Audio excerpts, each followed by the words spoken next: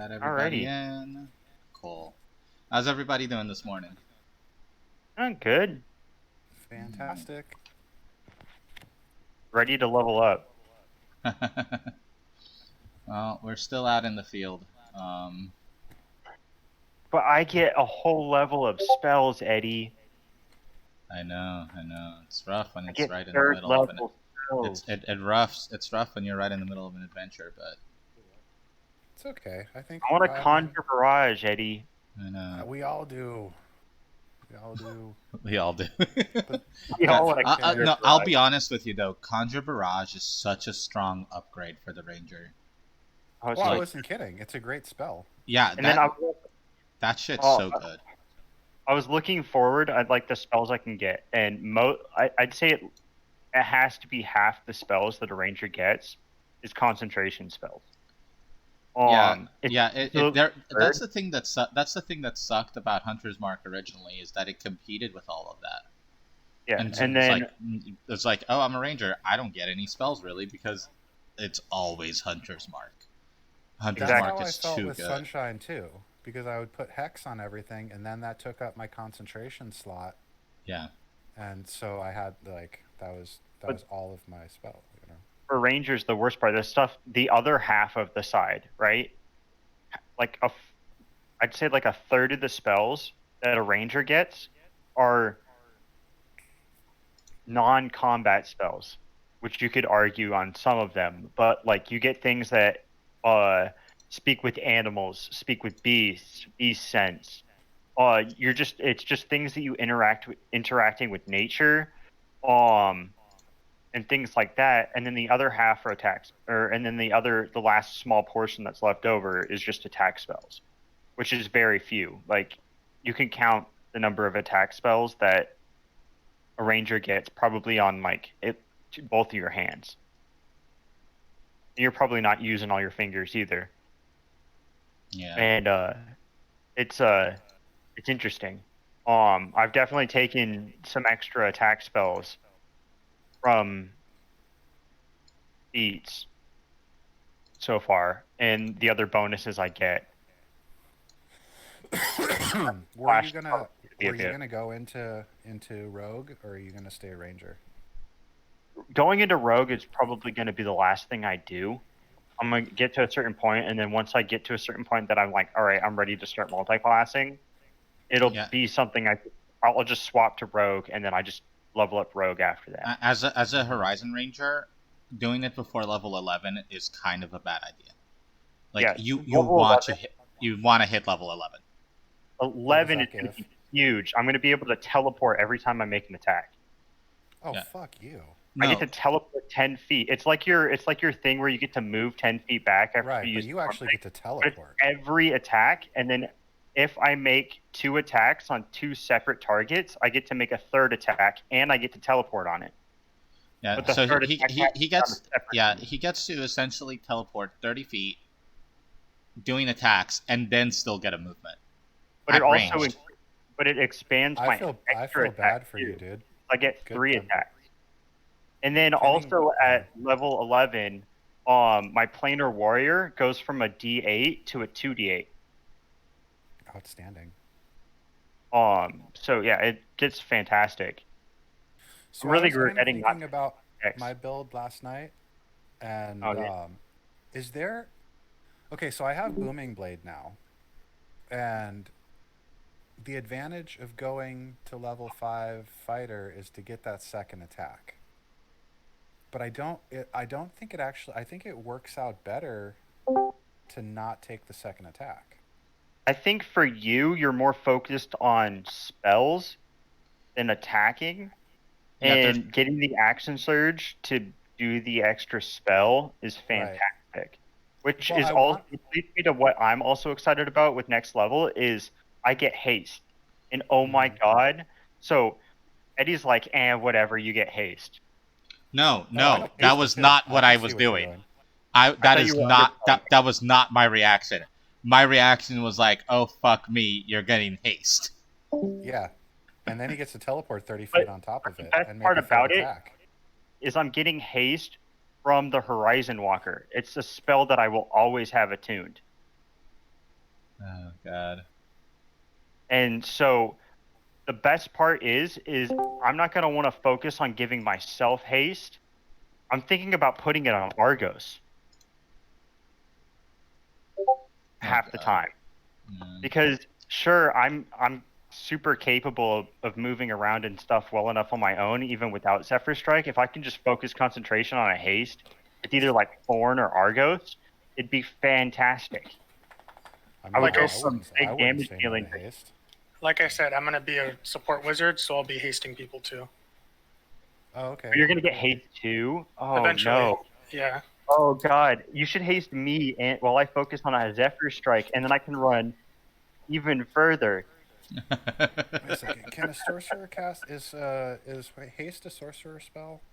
I think it is. I don't know. Let me check the Don. So I don't know if you guys know this. There's this website called donjon.bin.sh. I'll put it into the chat, and I use it for most of my spell researches because of how useful it is. I'll also put it in DM messages. I just have I have my books all next to me, so I just been too lazy to open them all up. Oh no. See that's the thing. This just has a list, right? So I just go like sorcerer level 3, and it has all the level 3 sorcerers. Have all the spells in it. Like it has the spells listed, but it doesn't have the descriptions in them. No, but if sometimes if I know generally what the spells are, and haste is a sorcerer spell. No, yeah, I use an app on my phone called D&D5E, and it has everything and the descriptions for free. Yeah. Oh, nice. But this lets you break down by does it have concentration? So it's like I have to say no concentration, so that way I can find all the spells that don't have concentration. Yeah, for my warlock. What's it called? I pasted it in. Oh, for the app. What's the app name?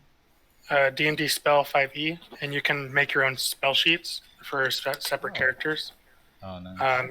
You can only do one at a time for free, and then it's got a subscription, but the free is good enough as is.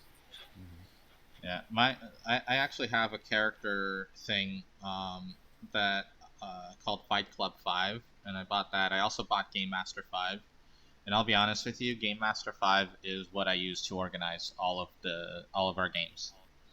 Mm-hmm. And it's absolutely amazing for that. So you guys, haste. I mean, yeah, I can use it. It's also a single target spell, which means I can twin it, which means that if you two can save, save a spell slot. No. So see, this is what what happens. So, Xeon hastes Theros, and and hold on, and Thorn hastes Argos, and then Argos twin hastes Xeon and Thorn. Yeah. And now you guys are all hasted and then for no fucking reason whatsoever. And I cry as a dungeon master. And then we stop. Or we just cancel the game. Xeon hastes Argos, and then I enlarge Argos. And then I twin enlarge the other two party members. And he's going to have to give his big bad evil guy slow. Oh, yeah, everyone's... Yeah, every boss we meet from now on is definitely going to have slow as an at-will spell. Yeah. And then we all get Warcasters, so we get advantage on concentration for... exactly. So we can never be knocked out of it. And then eventually when we get to high rank, we all get multitration. So then we just constantly cast concentration spells. So then while I'm focusing on a haste for you guys, I'm also casting Zephyr Strike on myself. And then maybe also... You just need to stack all the buffs. And then I also cast, flame arrows on my quiver. And then I cast lightning arrows on my quiver. So then well, now we're getting 6-7 rounds into the fight. I don't know if we're going to... Then I mark something as my prey, and then all the different damage types just become force damage. Yeah, the thing... the thing is that with haste, you start off with haste, and you start doubling up those spells and that stuff. Exactly. I was also thinking about it, Eddie. I don't know if you want to make a DM rule or something like that, but I noticed something that I could be doing, but I'm not already doing, is I could cast multiple Hunter's Marks. Because it should require concentration. It should technically though be canceling on the others, even without the concentration. You could recast it to select a new target, but you can only have one hunter's mark at a time. Yeah, normally the concentration would be the one that prevented that, but I don't know if the UA. I'd have to look it up again. Yeah, that's the thing with UA, because it hasn't like been fully tested. There's things like that happen that you're not. Well, I'm perfectly fine with it canceling if I cancel a second one. Like, I'm not trying to be stupidly overpowered and place like 5 hunters marks on something and then just make it disappear. Like, that's not what I'm trying to do here. Yeah.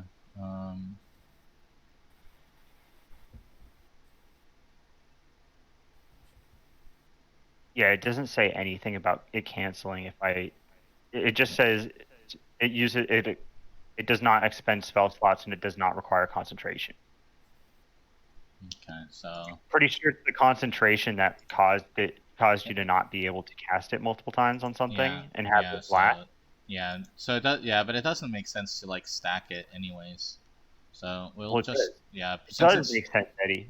Yeah, it does, because he can make 3 separate attacks, or eventually he'll be able to make 3 separate attacks. So he could hunter's mark 3 separate things and then get the bonus on each of them. And I have 2 attacks right now, so if I put 2 hunter's marks out, it makes sense. Also, it does take up the amount of hunter's marks that I have, and I only regain them on a long rest. So. Okay. It's not like I only have a total of 3 right now. We'll test it out with it not replacing, because it's like 1d6 to like a separate target, but not stacking on the same one though. Well, I also have to use a bonus action, so I can only do 1 a round. So no, I know, but I'm saying like not stacking it on the same one. Fair. I mean, I'm perfectly fine with the way it's going right now. Yeah, but we'll see how I'm okay. I'm actually okay with you hunters marking 2 different things. That's not that bad. Especially because at most I'm only ever going to be able to have 5 hunters marks per long rest. Yeah. Well, until you break. Right now it's 3. Until you break wisdom, right? I'm never going to break wisdom. Why not? Why not? Because my god gives me intelligence or constitution.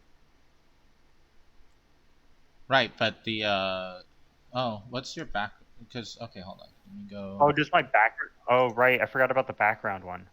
Yeah, I don't know if the background one does it. I have the hermit background. Okay, so let me go. Or the hermit line of backgrounds. Let's see. Oh yeah. Yeah, at rank 10 I can break it on wisdom, dexterity, or constitution. Okay. Oh, dude, I can double break constitution. Yeah. I'd probably break dexterity instead of wisdom, though. But it's something to think about. I'm not even close to being there yet. And I don't even know, like, my next ASI, I don't even know if I want to go with dexterity or wisdom. It's... Yeah. Well, let's see. Rank 4, hermit background, whenever you cast a non-cantrip spell, so whenever you cast Detect Poison Disease, you manifest a silent image of yourself. Yeah, this is the funniest one with the Detect Poison and Disease, because it's sort of like, it gets to the point where it's like, I just want to cast Detect Poison Disease to create a silent image of myself, as opposed to saving that once a day spell slot. Secondary use, I guess, because it's like situational most of the time. Yeah.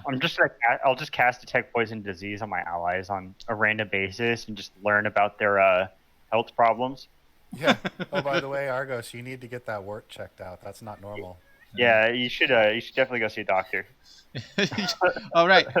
It's sort of like, oh God, you do it on Argos, and he's been to too many whorehouses, and it's like, oh no.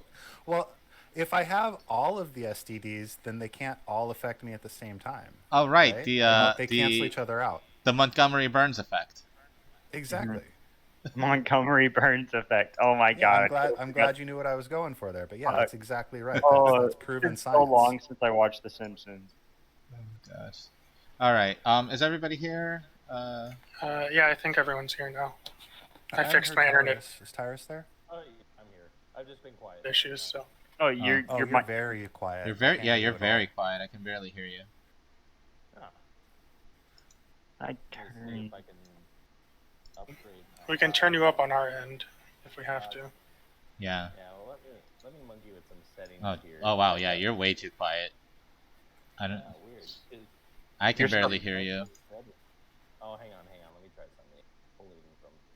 Things pulling like from a mic somewhere far away from you, and it's not pulling from a close mic. Or something. I hate it when my computer chooses the laptop microphone sometimes instead of the headset microphone, and it just ruins my quality. Mine does that with my webcam. It's the worst.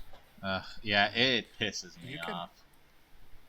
I mean, there is a setting you can just disable the internal mic on the Roll20. I mean, I'll put you at 200%. I might choose that by accident. I just realized I won't be able to break my intelligence. Aw.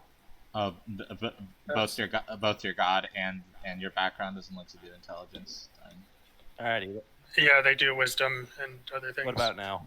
And my wisdom is 10. So you sound good for me, but I put you on 200%. So. Yeah, I had to put you at 200%. I don't know how well you're gonna pick up. Back down to 100. Can you say something? All right, testing. Yeah, that's fantastic at 100. Yeah, that's good. How whatever you did works. One player's audio. Pretty much, I'm just holding my mic a little closer to my mouth.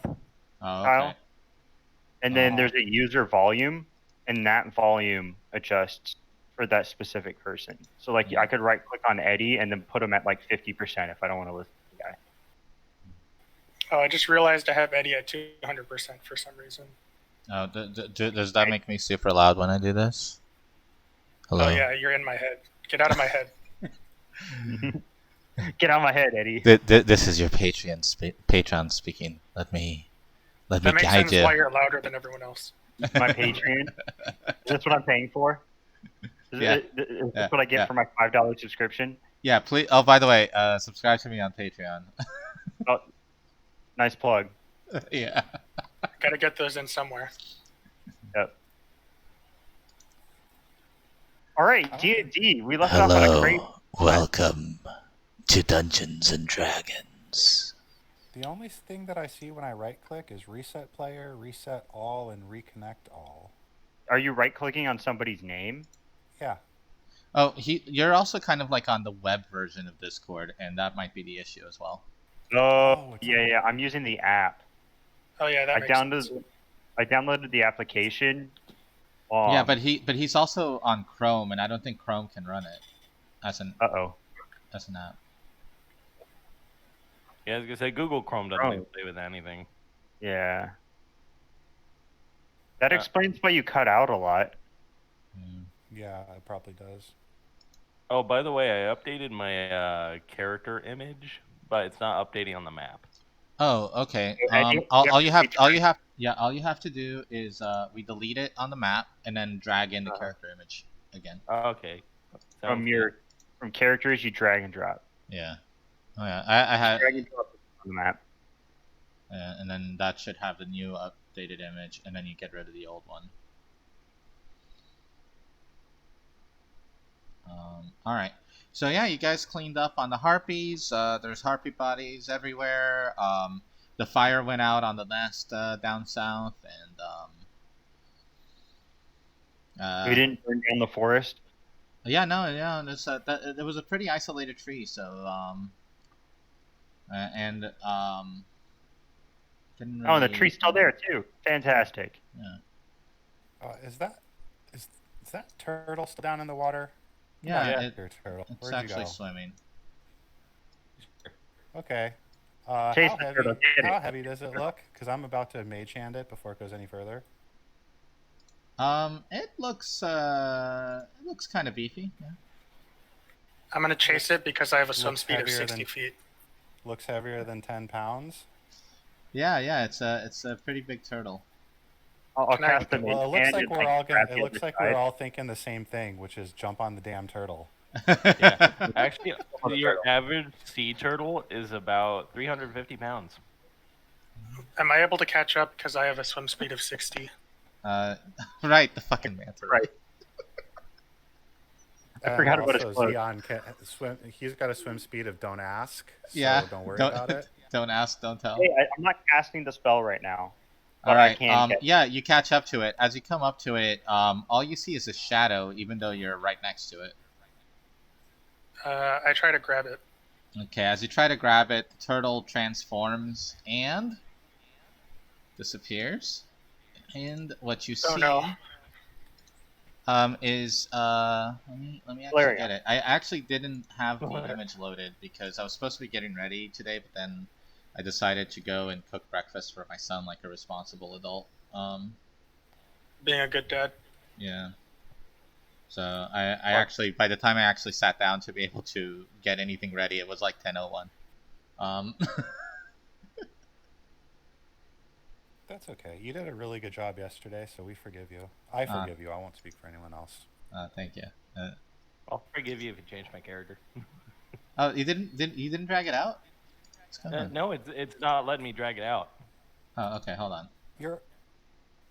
Yeah, every time I try to drag it, it just highlights everything. Okay. Yeah, it's just like a clicking issue. There you go. Cool. Yeah. Every once in a while that happens where like you're just like misclicking just enough that it's like you're doing everything other than the actual grabbing. Yeah, sounds good. That's probably what was happening because for some reason Roll20 does not want to register my clicks. Oh. So let me get this. All right. Eddie, what does the turtle turn into? Come on, hurry up. Eddie. Dreamer, why you take so long? Whatever it is, it's probably going to kill us all. While the boss is loading, I'm going to grab a water. Sure, go for it. It's probably a bad idea. I'm all out of spell slots and I'm at half health. Yeah, I have 1 first level spell slot and 1 second level spell slot, and otherwise I'm pretty much burned. I have a first level spell slot and 3 or second level spell slots. I also used all my blood maledicts, so don't have that either. I've only used 3 2 sorcery points left. I have 2 sorcery points left, excuse me. Can we argue that it's up on the bridge? Oh, fuck. Hey, boss. Yeah, so... Oh, it's Athreos. Yep. So the turtle grows huge, and what you see is Athreos before you. Is it an avatar, or does it look like the real thing? Yeah, it looks like Athreos himself. You see the... I think it's time to fall to a knee, and I will proceed accordingly. I just stand there. Yeah, I'll get out of the water, but I won't bow or anything. I get out of the water, away from the god.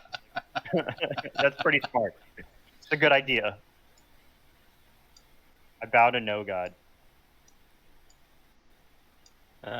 Do I sense the divine? Do I sense his divine power? Oh Jesus, he's engulfed. Yeah, okay, sounds good. In that case, then I kneel. Yeah. No, it is Athreos. He comes up and he looks about and he says,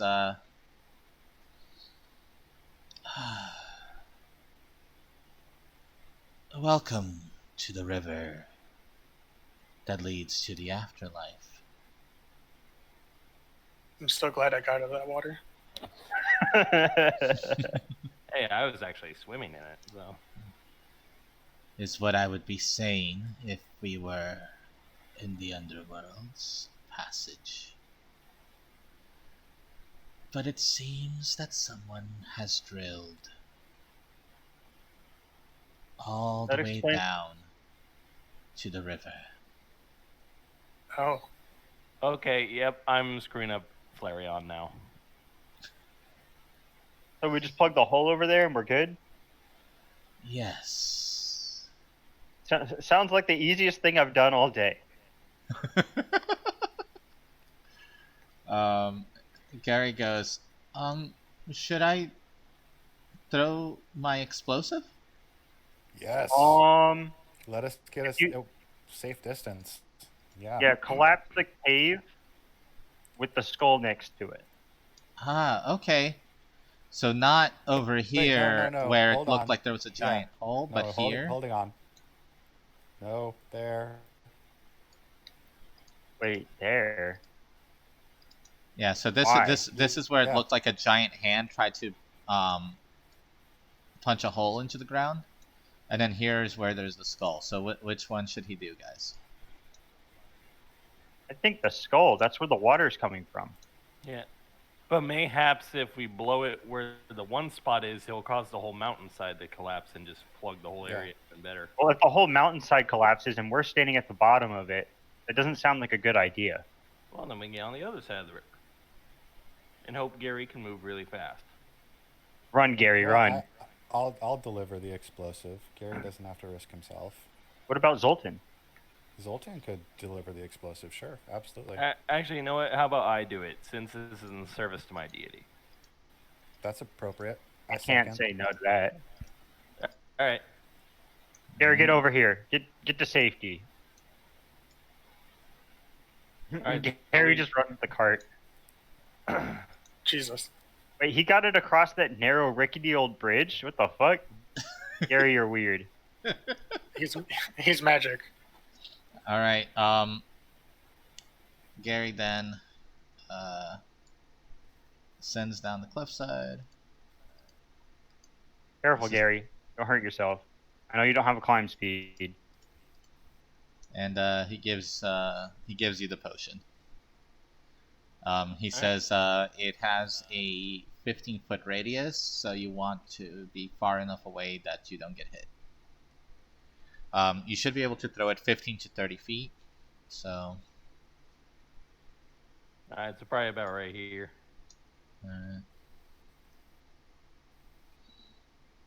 Which one are you throwing it at? We're going to throw it at this one, right? I want to throw it at the... That's where I suspect Athreos was attacking. We could just ask Mighty Athreos if we should collapse this weakened section. Yes, let's see which hole leads directly there. Well, the water's coming out of the one next to the water, which is why I suspect that we should plug that hole. No, that's just the entrance to it. That's just the entrance to a cave network. It probably isn't the closest. Or how about this? I'll go into the cave, do a quick inspection, and then if I guesstimate that the cave system runs underneath the spot that's collapsing, I'll go with you. It's not good to go with them. It's like, there's no... Well, okay. By the way, I'm going to stealth in for my own safety. All right, I'll stealth as well for our safety. Stay back a little ways, but keep an eye on him. Just keep him in eyesight. I was just going to go in with him. All right, give me one moment. It's up to you guys. I'll pull my crossbow out just in case. I mean, if I die again, who cares? I already have another character ready. Well, at least Athreos is right. Oh, shit. I'm gone. Yeah. Later, Eddie. Better than me. Nice knowing you. I think he just stealthed into our next campaign. Yeah. Where the hell did it go? And goodbye. Do I still have pass without trace? That'd be really good right now. No, I don't. I do not have that spell. No, I thought I had it still. Where is it? Damn it. So pretty much if this dude has drilled all the way down to the river, that means this guy's literally created a direct portal for returned. Well, that's escape from the afterlife. And he's probably planning on attacking Miletus eventually. The simple fact that there was a returned guarding this cave tells me that this is the cave we should collapse. I'm willing to look into it. Yeah, all this time. I just say don't blow up the entrance. We want to get where the source is. Don't forget about the cave entrance. That's irrelevant. Yeah, that's what I'm talking about. Is trying to find where the exact source is. Because if we just cave the cave entrance, he's just going to excavate it again. The two stealthiest people are doing a sabotage mission on blowing up a fucking undead network. That sounds like exactly the smartest thing to do. Yeah. I mean, I think that's perfect. Yeah, I see nothing wrong with that. Perfect. Picture. Or a god I don't even worship, but he worships. I don't worship gods. No, you don't. Okay, sorry, give me a moment, guys. Like I said, this was supposed to be getting set up earlier, but that's okay. I'm still finishing my coffee, so I'm not even fully engaged yet. Oh, so we never did a cooldown from yesterday, because we ran late. So, how was the game yesterday for everybody? What's something you guys liked? What's something you didn't like? It's fucking shit, Eddie. Nobody cares. That's not true. I really liked the three-dimensionality of the map. It is a little bit difficult to get used to the positioning of monsters, but I don't think that's your fault. I think that's just something we have to get used to. Yeah. Yeah, that's just a tech limit of Roll20 for right now. Yeah, if there was a way to display near character or near a token how high up they are, that'd be great. But Yeah. I doubt. Like, yeah. I can use the thing like for you guys, and then like I can see it, but like when I do it, on the heartbeats, for example, you guys can't really see that. Yeah. It's just something we have to get used to. I mean, I mean, anyone who's played on tabletop isn't really used to the three-dimensional D&D. Yeah. Like, I mean, I appreciate that you let me use that scroll yesterday, but I was thinking about it. There's really no way, geometrically, that I could have made that work. So that it didn't hit our party. I mean, we were talking about like the edge of a circle kind of thing. So it's... yeah, but the curve of the edge was too shallow to be able to make it miss our players, our people. Yeah, I just imagine some singed hairs and stuff, or you guys pushing yourselves to the very edge of that 5-foot block. So that's the thing, Kyle. If you have to make your spell sound believable enough, then it doesn't matter. As long as your idea is sound and it makes a good logical sense, can't say no to it. Yeah, I mean, there's no reason to be making math calculations. You guys are starting down here. We're using what's happening. So let's go ahead and put you guys in here. Do I have to drag myself over? No, I got you. I still maintained my Zephyr Strike, right?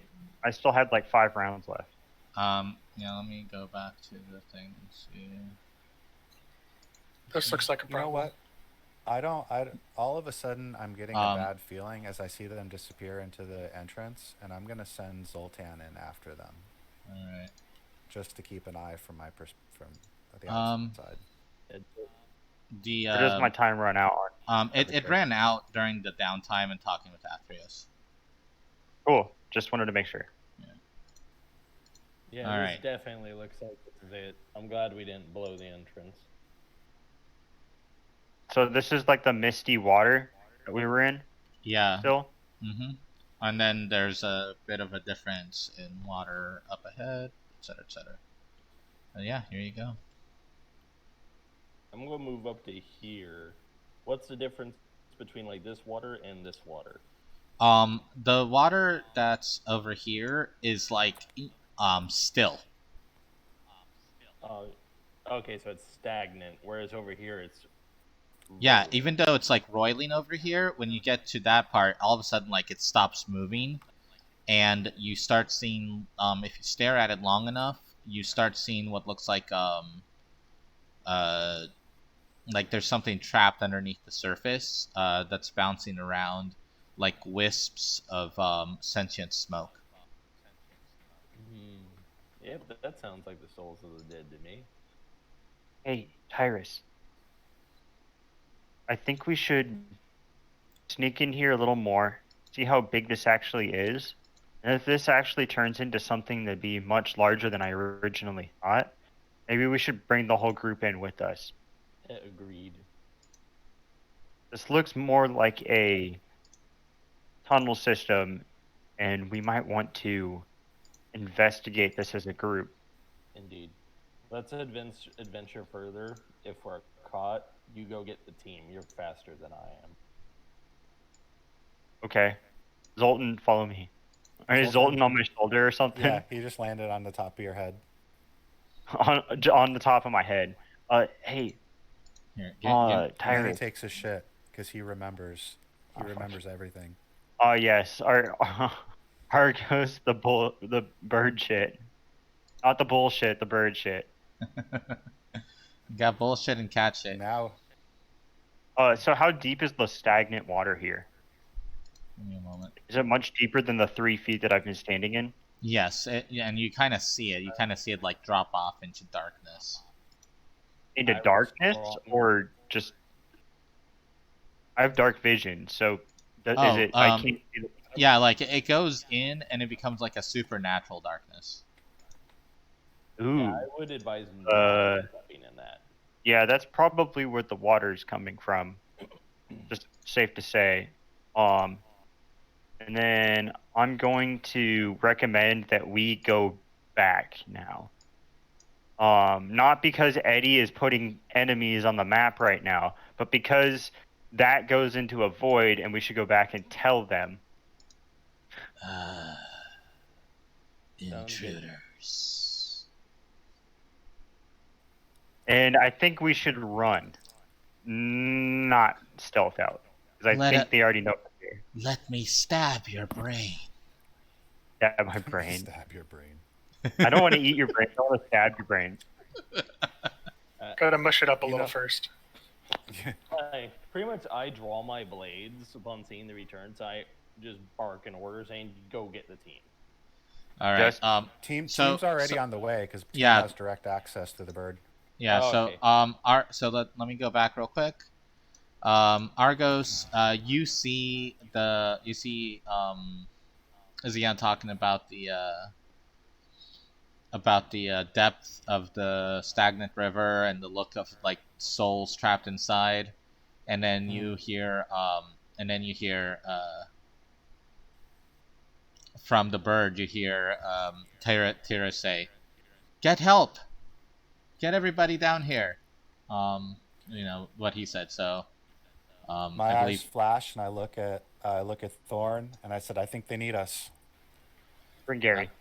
And Gary goes, I'll keep an eye on the horses." Yeah, make sure the cart stays safe. Yep. And Lord Athreos, we are going now to attempt to re-secure your connection to the underworld. Is that right? Well done, child of Keranos. Thank you, Lord. And with that, he disappears into a turtle. Okay. And then we double move. And then you catch the turtle. And then you forget everything and chase the turtle. God level turtle soup. Yeah, just fuck everything else. We want to catch that turtle. God damn it, Let's guys. eat that god. Give me the fucking turtle, Eddie. All right, I want the turtle.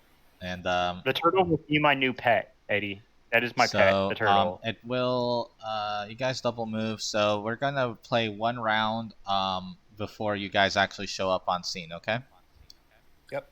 Yep. Let me get the. Let me get this going. Let me reset this. So I think stealth is blown. Yeah. Stealth. If they get line of sight of you, they get line of sight of you. There's nothing you can do there. Yeah, you have to be actually hiding behind something to maintain a stealth. Or hiding behind something from an enemy to maintain stealth.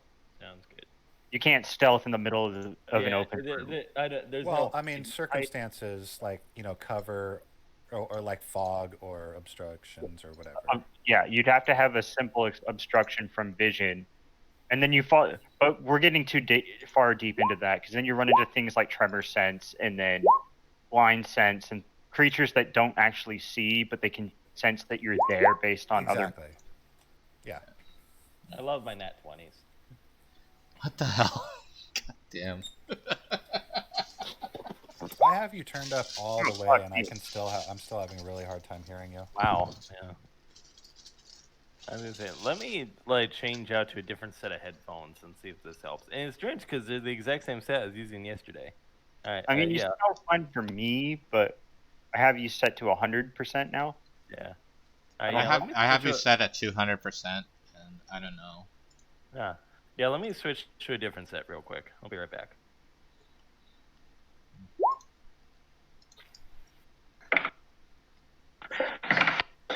Oh, are you on stream right now? Josue? Yeah, I am. Okay, here. Go ahead and look at the stream just real quick, and here you go. There, you got to go to China. Oh yeah, I did it yesterday. Did it actually show up? Because I didn't see it on the video, and I was like looking for it. I did. Okay. Well, So maybe you scrubbed past it. Yeah, I must have scrubbed past it when I was looking for it. Does it have an audio cue too? There's supposed to be, but I didn't hear it when you did it. Maybe I missed it. Maybe it's because it was during all the replays that I was doing by accident.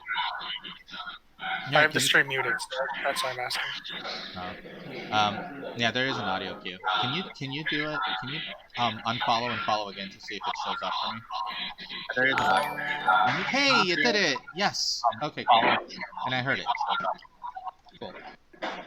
Okay, there you go. Yeah. It's just really quiet.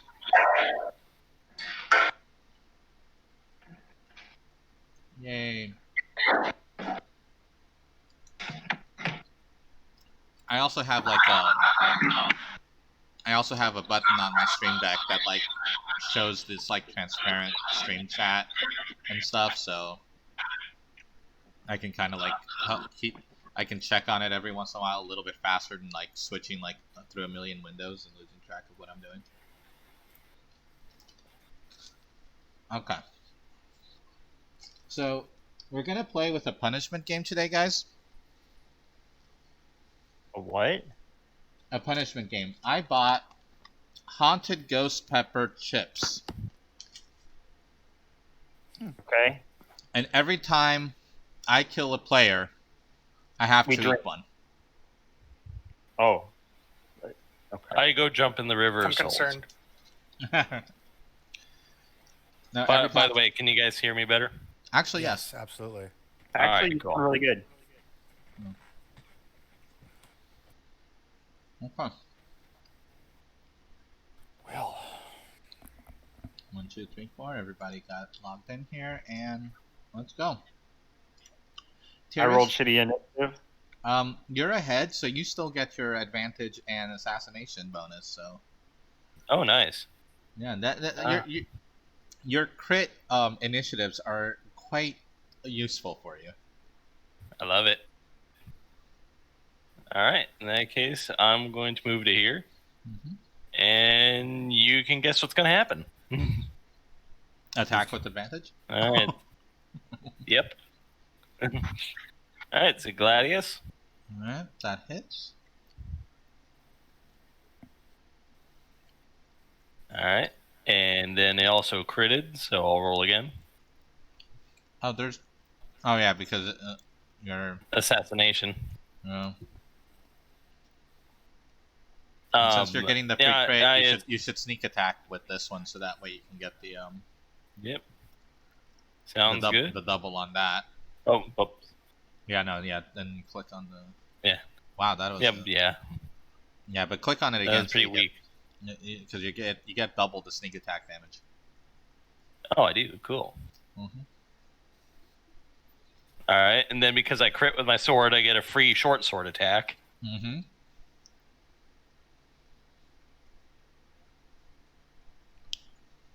No that damage on that.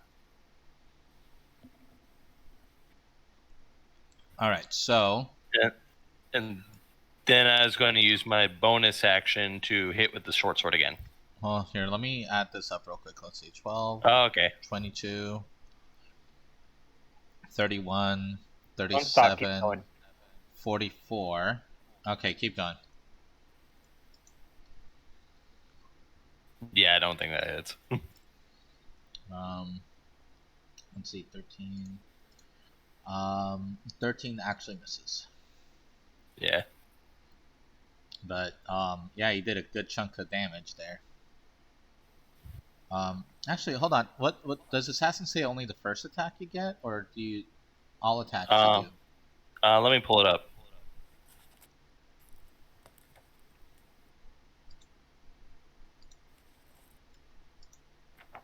During the surprise.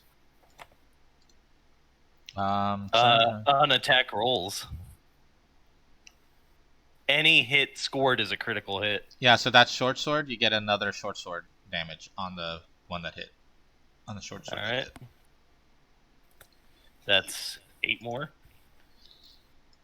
So 44 plus 8 is 52 damage in on your opening volley. Whew. Nice. You almost one shot this guy. If your second sword attack had hit, you would have probably killed him. Yeah.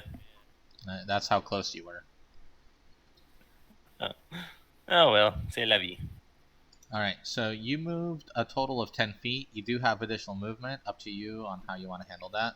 If you move back, you do invoke an attack of opportunity from the guy you just attacked, but you can probably position yourself a little better. Yeah. What I'll do is I'll use the disengage, because that's one of the bonus actions I can do as a rogue. Oh, so no, but your second sword attack was a bonus action. That was my option. Okay, yeah. Yeah. So I think if I move in any direction, that will proc an attack. Well, if you move back, if you move away from him, it procs one attack. You can move deeper as long as you stay within 5 feet of him without proccing an attack. Mm-hmm. Okay. But what I'm saying is you can reposition back so that way you can tunnel them in or something. Up to you. Yeah, I'm gonna risk it. Why not? So how far back can I move? Just my full. Well, you've moved 10 feet, so you have 20 feet left. All right, sounds good.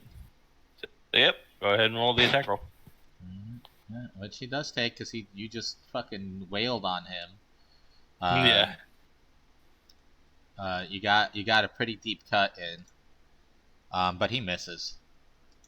Sounds good. He went to swing at you and he forgot that his arm wasn't there anymore. Yeah, actually, yeah. As he went to swing at you, his arm falls off, and he's just like, "Fuck." All right, so now we have their turn, and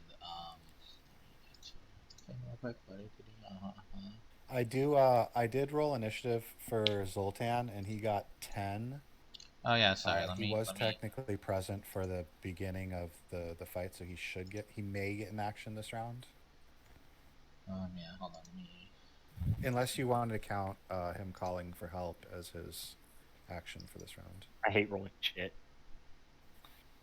on my initiative. I absolutely hate. I think my next feat is going to be improved initiative. I need to start stacking it. Alert? Oh, yeah. The one that gives you an increased initiative. Yeah, I think that's alert. Dexterity or something. Okay. That you is can alert. you can never be surprised, and it's like a +5 to initiative or something. Oh, hell yeah. Yeah. That's exactly what it is the alert one. Alright, so this guy comes up and he swings his sword at you a couple of times. He misses and misses. And this guy comes up at you and swings his sword at you a couple of times, and 16 and so misses and misses. This guy kind of hobbles away with one arm. He picks up his arm with his other hand, drops the sword, moves back here, and he starts shouting. And by shouting, I mean he starts kind of moaning loudly.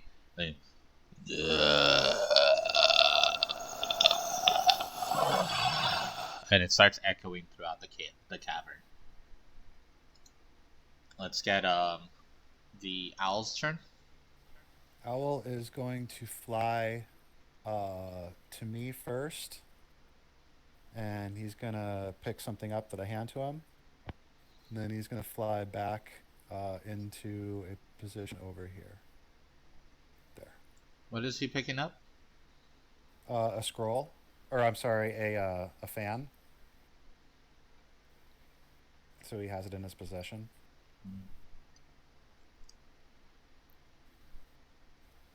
Hold on. I don't think he gets to go that far. Because you're still outside. You're going to be here at the beginning of the next round. I'm sorry. Okay, then if he can't do that, then if he can't make it to me and back, then he'll just fly to this position, and he's going to forego his action on this round. Okay. All right, Xeon.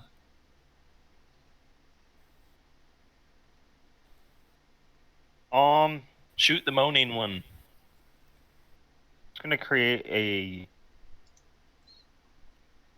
trap and fall back, but my friend didn't make it far back enough, so can I still? No, doing that wouldn't be a good idea right now. I was gonna put a cordon. I was gonna conjure a condor of arrows. A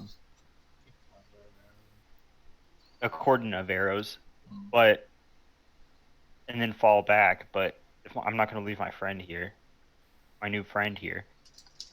I'm gonna cast.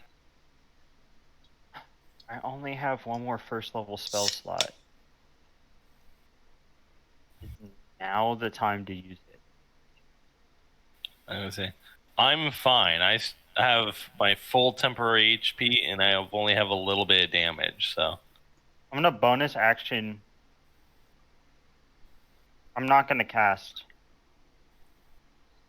Zephyr Strike. I think that's a bad idea here. I'm going to. Because the one that ran away was the one you attacked, correct? yeah. That's what I thought. And it sounds like he's hanging on by hopes and dreams. I'm going to. I can't reach him with my bonus action. I'm just gonna loose an arrow on him. All right. He has a bit of cover between the one ahead. Doesn't matter. Who's holding up a shield and the wall, so Doesn't matter. Get, -0 if you sharpshooter, right? Sharpshooter just ignores cover. Okay. All my ranged attacks ignore cover. I don't even have to be making a sharpshooter attack. It just ignores cover. The sharpshooter thing is a specific thing where I drop or I take -5 to the attack to do a more accurate shot. And to deal more damage. Yeah, if it hits, I gain +10 damage to the hit. So first attack misses.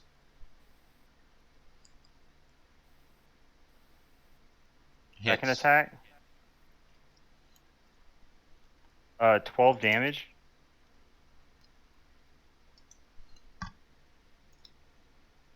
Your arrow hits the back of his head and gets stuck on there, but he's still moving.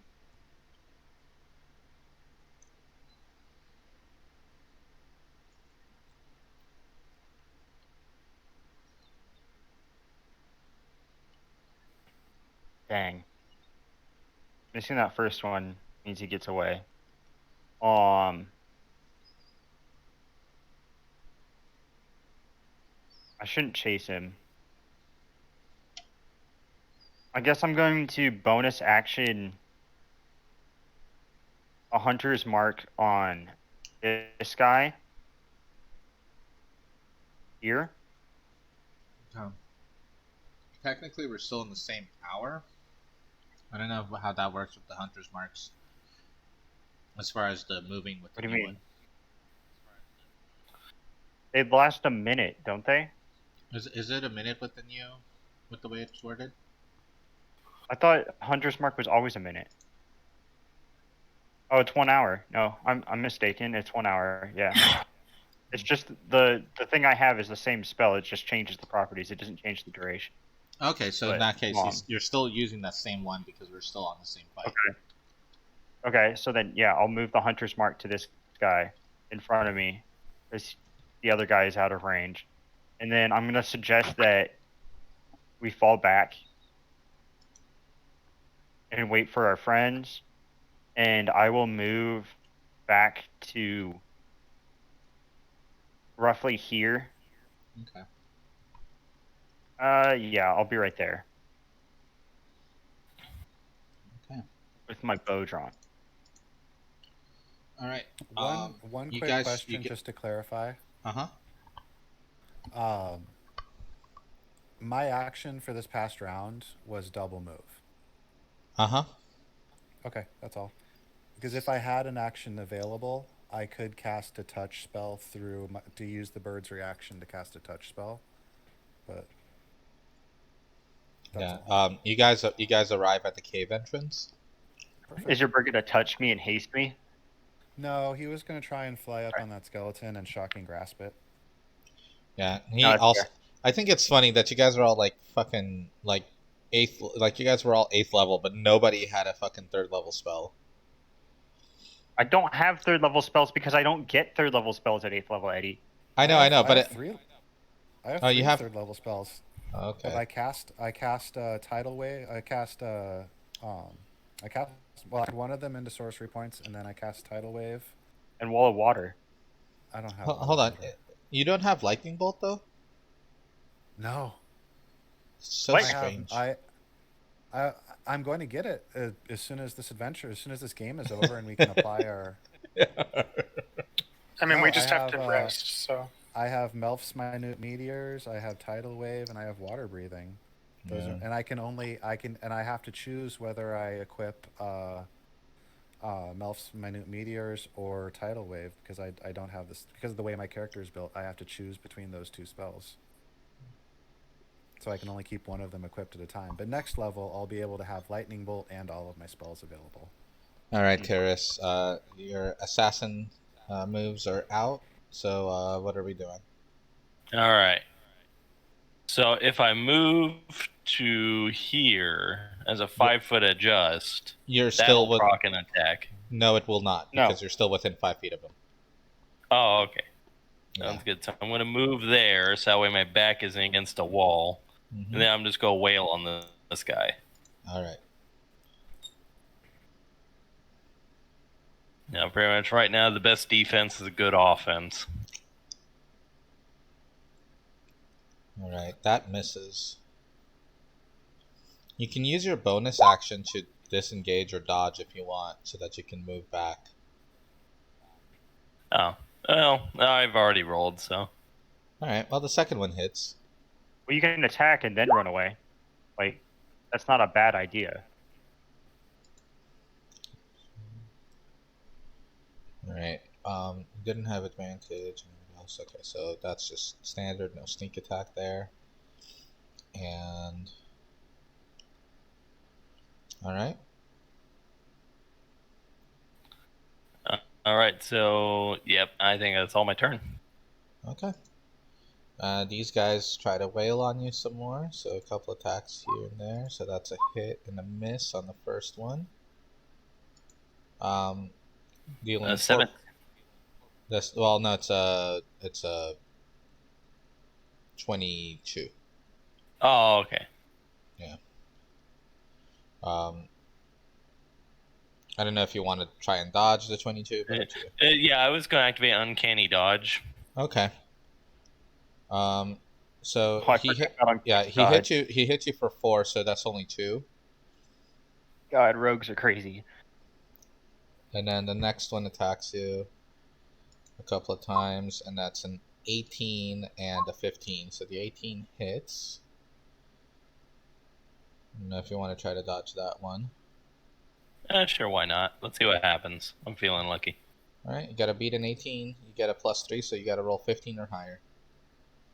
So it's 20% chance. Let's see what happens. 25%. No! Ah, so close. All right, you take 7 points of damage from this one.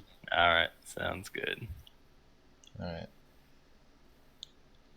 right. Thank God for all my temporary hit points. Thank Kronos for all your temporary hit points. Yeah, I was thinking of God, so I wasn't far off. All right, so this one moves and continues moaning, and let's see, what's this here?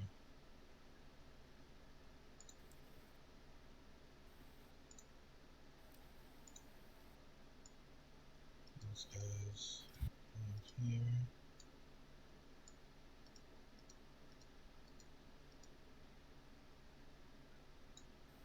Like, my game plan is if I can back up to here, like somehow we could try and bull rush them into this water. If you just break line of sight, then you can go stealth. Oh, true. Yeah, fair point. So yeah, right. I think I'm on my next round. I'll book it. You see more returned are coming out from the shadows deeper within, and it's pretty dark in there, but you see the moving through the shadows, and now we have a bird's turn. A bird is going to not take a turn. He's going to take the defend action. Okay. And then we have a Xeon turn. Oh, and he also flies up to the maximum height that he can get to inside. Okay, so he'll be 20 feet in the air. Okay. The ceiling is 25 feet, but there's he needs room. Yeah. I yeah. Got it.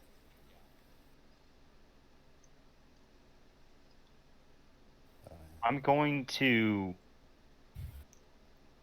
put my bow away, like sling my bow over my shoulder, and draw my sword and shield. And sorry, the entrance you guys are at is 10 feet, by the way, but where he's at, it's already 20 feet. So, go ahead. Where who's at? Where the bird is at, it's 20 feet, but where you guys are at, Xeon and Argos and Thorn, it's 10 feet. Okay. Well, I'll just establish that unless otherwise stated, he's as high as he can possibly be. Okay. Sorry, Xeon. Sorry to interrupt. Go ahead. Yeah. So I'm gonna put my bow away and then draw my sword and shield, and take a stance. Squares are awkward. I want to stand in. Can I stand here in a presence, like, possessing way, where I'm trying to, where my friend can still get past me, but I can be aggressive towards the ones that come towards me? I should be able to squeeze right through that circle. Yeah. Right through that square. Yeah, technically, because of how this is, the enemies can run past you. You're not exactly blocking. Because it's that's what I'm asking now. Yeah. All right, and then I will hold action. And my action will be.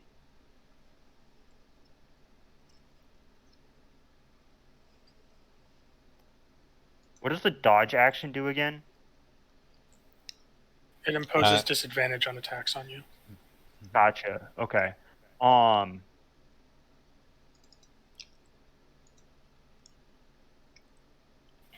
hold an attack action for a enemy. Anybody that's not a Tyrus that comes down that hallway will be the and comes within range of me will be the trigger for my attack. All right.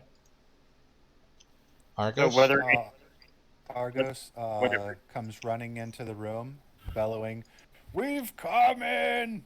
We're here!" And then he comes charging in to here, and he looks up at Zoltan. He says, "What are you doing standing around there?" And then Zoltan uses his reaction to fly over and deliver a shocking bird bite to the bird.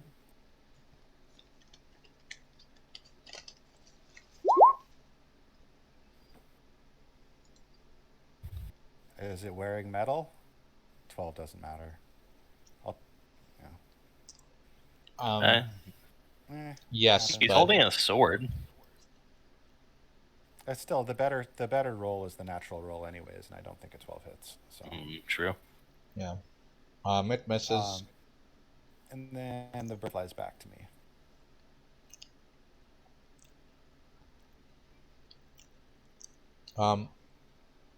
Okay. Real quick. FYI. When you hold an action for a reaction use, you can hold a movement or you can hold an attack, but you can't do a movement attack. Who, me? What are you talking about? I'm talking about what just happened with the bird. So for you to actually shock and grasp him, you would have had to have the bird already be next to him, so that it uses its reaction. Yeah, it can immediately. Oh, I see what you mean. Oh, yeah. No, I apologize. Yeah, no, it's okay. Yeah, he can't do the movement and do the shock and grasp as a reaction.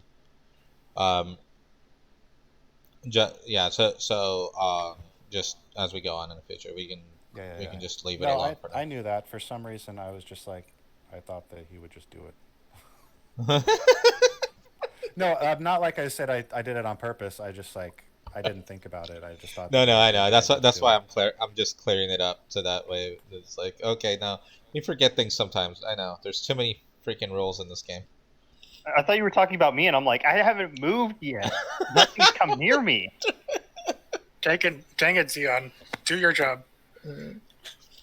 Thorn, you're in. Let's see. I'll move up. I could move to that position and firebolt. I literally wanted to do it for style. Yeah. Okay. Yeah. Just firebolt then. Because I'll just use the same roll and say the firebolt missed. Okay. There you go. I don't have line of sight on the return from here, do I? Let me take a quick look. Give me a moment. I don't think I do.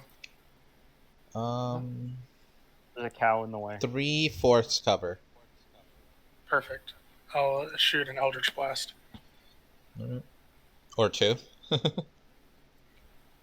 Well, it's 1 Eldritch Blast, but it's 2 beams. Yeah, they both hit. So it'll be 6 force. Alright. I'll have you know, Eddie, it is 1 load, but it goes in 2 directions. That's way too personal. I'll bonus action crossbow, but I'll have... Is it disadvantage, or do they get bonus AC for 3/4 cover? It gives you a -4 to hit them, so it's like an extra 4 AC. Okay. And that misses. So I'll miss. Yeah. That'll be my turn. Alright. Alright, Teris. Alright, so I'm going to disengage with my bonus action. You can attack.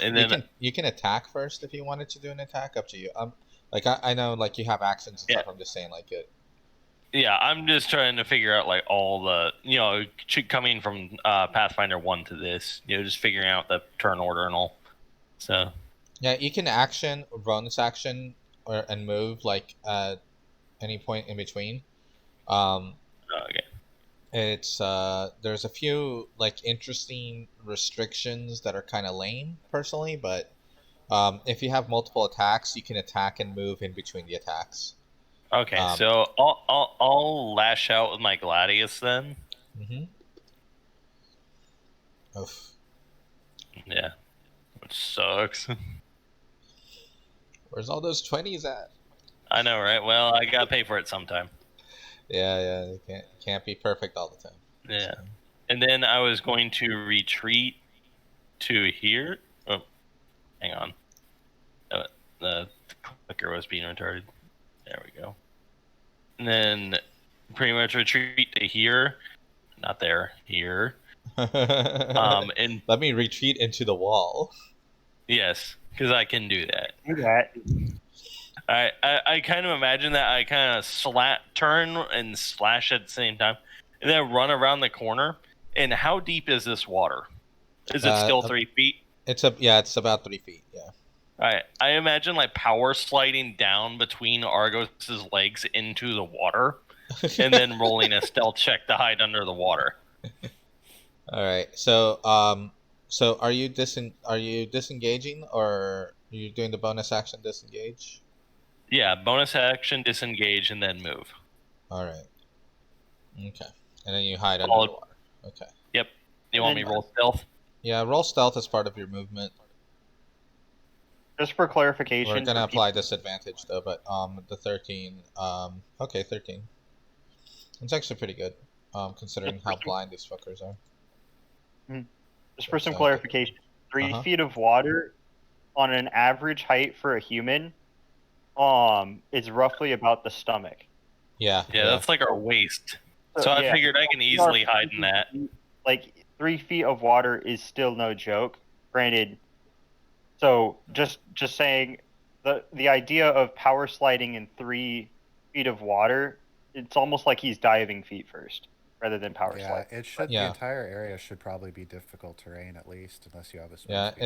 It really should. But I imagine him like diving in under the water. Yeah, dive in, slide in, use whatever verb you feel is appropriate. All right. Cool. So these guys, they've had some fire bolts and crossbow bolts and whatnots, and things flying at them. So so this guy's gonna come in around the corner, dodging. He has his shield up. And then this one here, moves over here, and he pulls, he puts his sword away, pulls a lance out, and attacks over his shield buddy at Argos. Aha! They're getting smarter. Actually, they're just getting more Greek. Both attacks miss. And this one is also going to come in dodging with his shield up. This one here moves here, and he also switches to a lance and attacks twice at Argos. Nice. 15 and 17. They both hit. Okay. That's do you want to do a reaction? I don't have one yet. I can't. I'm not going to waste it. So that's 6 and 5 for 11 damage. So I have 1 temp left. No, we didn't get a chance to re-rest, so I have to take that off the regular. Cool. You hear the hold on, I have something for this.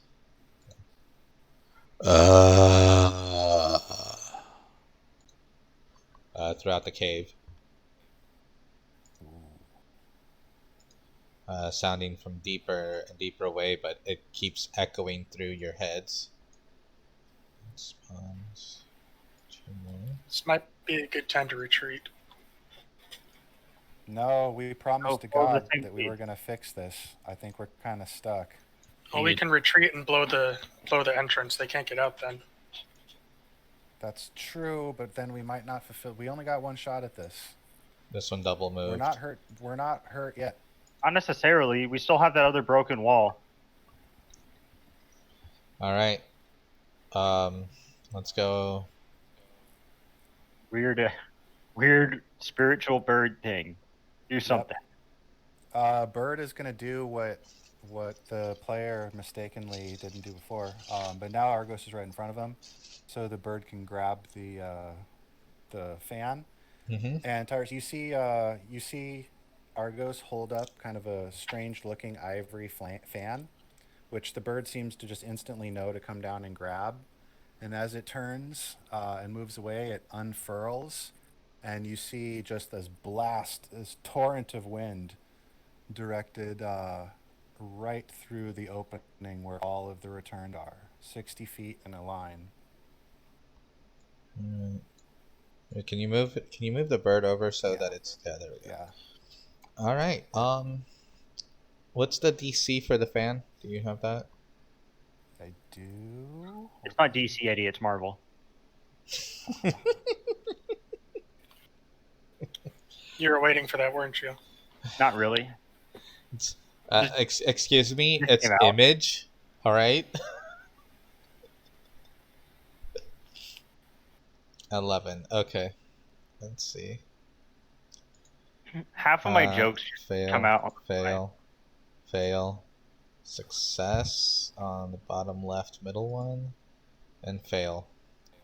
All right. So what is it that it does with it? Everyone that fails gets pushed back 10 feet. In addition, it costs double movement to go forward. or to go against the direction of the stream. The stream is continuous, and I can redirect it every So round. this one knocks into him, and I'm going to go ahead and just have the one that failed the save over here take 6 damage, or 4 damage. 6 damage. From being pressed up against the shield instead of moving. Because he got pushed in. I want to see what happens if we can push them into this water. We have to maneuver them all the way around to try and do that. You want to try? I was kind of thinking just pushing them back towards that area where they're coming from that I can't see. That's true. That might be the best point. Alright, Xeon? I was just thinking maybe if we were to backtrack to about like right here, so that way they would have to start building here, and then push them this way. So if I step into the airstream, it's going to affect me, right? Yes. Yeah. You can occupy the same line, and it can be right. You can be on the same line as the bird, and you're fine. Like, so on the same space as the bird, and I'm fine? Yeah, because this bird's kind of up in the air, and it's kind of pushing them down in a way. You can be anywhere on the same line here as all these characters, and you're fine. Okay. Because it's 10 feet wide and goes 60 feet in a single direction. Gotcha. Understood. I gotta do one more save. Hold on. Eddie, could you mark the enemy with an icon that I hunters marked? Which one did you do again? I don't remember. That's why I'm asking. Oh, sorry. The only one that you shot at was, I think, the one that ran away. I didn't hunters mark that guy. Oh, you didn't. Okay. I hunters marked the guy that was next to you that you swung at. The one that you attacked before you ran away was the one that hunters marked. Oh, okay, yeah, probably it was that one then, I think. Okay. Whichever one that you had marked injured, Eddie, that was next to us, was the one that I hunters marked. Okay, so it's that one. Okay. Yeah, sorry, I forgot. I didn't hear you hunters mark. I thought you were saying that you weren't gonna hunters mark. No, that was my bonus action for that round because I had already attacked and the other guy was out of range and I couldn't get closer. Okay. Because there were these guys blocking the hallway. Oh crap! I'm reading gust of wind. It's actually 15 feet. It's not 10 feet. Strength saving throw or be pushed 15 feet. Oh, okay. An extra 5 feet is necessary. And any creature in the line must spend 2 feet of movement for every 1 foot it moves. Essentially difficult terrain, but it works with But it works with difficult terrain with the wording. Yeah, because it doesn't say difficult terrain. Also, the gust disperses gas or vapors, extinguishes. Oh, interesting. Blah, blah, Which blah, means blah. I'm still affected by it because it's not difficult terrain. Yeah. I ignore difficult terrain, like the water we're standing in, but I wouldn't ignore the fan. Good point. All right. But yeah, you're still safe as long as you're on the same line as the bird. Okay. I'm just going to step forward and mimic the same stance that they were doing because I recognize it. And I'm going to put up my shield and take the dodge action. And then I'm going to just pay the thorn, follow my lead. Okay. Oh, fuck yeah, we're having it. We're doing the Spartan battle. We all have reach weapons. Oh my god. We're doing it. Fuck yeah, bro. Yeah. We're just going to push through the hallway. You just keep fanning back, and we're just going to phalanx push through this hallway. And we're just going to and push them forward just straight out of 300. All right, Argos. Argos has the biggest bull boner right now. You have no idea. Well, Ford has a reach weapon, too, so it's perfect. And I think you have a now he has 2 reach weapons. Because my penis. That was the joke. It's yes. Yes. Is your ball and chain a reach weapon? It is. Yeah. It is. So technically, you could stand behind me too, and we could just phalanx. That's what I'm saying. We're doing it. We're doing it. Your job is to hold the shield. Yeah, I mean, I can do it for a little while. I was also the least injured from the last fight, so I think it's best if I do it. You and Terrace, you're still on temporary hit points, aren't you? I'm still on temps. Yeah. I have 3 temp hit points left. I only took damage from Gary. Yeah. What's your AC? What's your AC with the shield? 18. Okay. Yeah. You and Terrace have the same AC, and he can. Well, I have 16 without a shield, so because I don't have that high of a dex. Yeah. And he has 18 without a shield. Shit. I want that kind of dexterity, but I haven't been able to get to that dexterity yet. Rogues are crazy. Yeah. Well, he has that, and he took 1 level of fighter to get the dual wielder fighting style that also gives +1 AC for dual wielding. Well, I'm also wearing +1 armor as well. Yeah, and so is he. +1 studded leather. Because I rolled the magic item. So yeah. Yeah. 4, then 5 and 6. Let me just recalculate my AC just to be, because you're making me feel self-conscious. Yeah, no, he has a high dex as well, and he's wearing armor that's essentially 14 plus the. Actually, is that right? Because hold on, what's the studded leather's thing? No, studded leather is 12 plus the 1, so that's 13. And then you have 4 from dexterity, so that's 17, and 1 from the AC. Yeah. There we go. I'm at. So I'm at. 18. My AC is correct. All right. And studded leather is 12 plus dex, so whatever his dex modifier is plus 12. Yeah, but it's also a +1, so it's 13 plus dex, which is 17, and then he gets +1 from while dual wielding. And even though I'm wearing a chain shirt, it's a +1 chain shirt, so it's 14 plus dex, which is why I'm wearing it instead of scale mail, because I don't get disadvantage on stealth. All right, so Argos, what's your plan? Argos is going to move into the square right here. And he swings his ball and chain at the guy in front of him. All right, does a 24 hit you from an opportunity attack? He did not. He shouldn't be provoking because that doesn't leave the guy's reach. His reach is 10. No, that guy does not have the spears. That guy has a sword. He was taking the dodge action. The guys back here were the ones that had the spears. This guy was taking the dodge action with his shield up and a sword. So the ones up front, I'll take it. Yeah. Yeah, it hits me then. 4 damage. Okay. And then he looks at the scratch and marks that one in his mind. And then swings his booming ball around. All right. Which 14 misses. Hit. Yeah.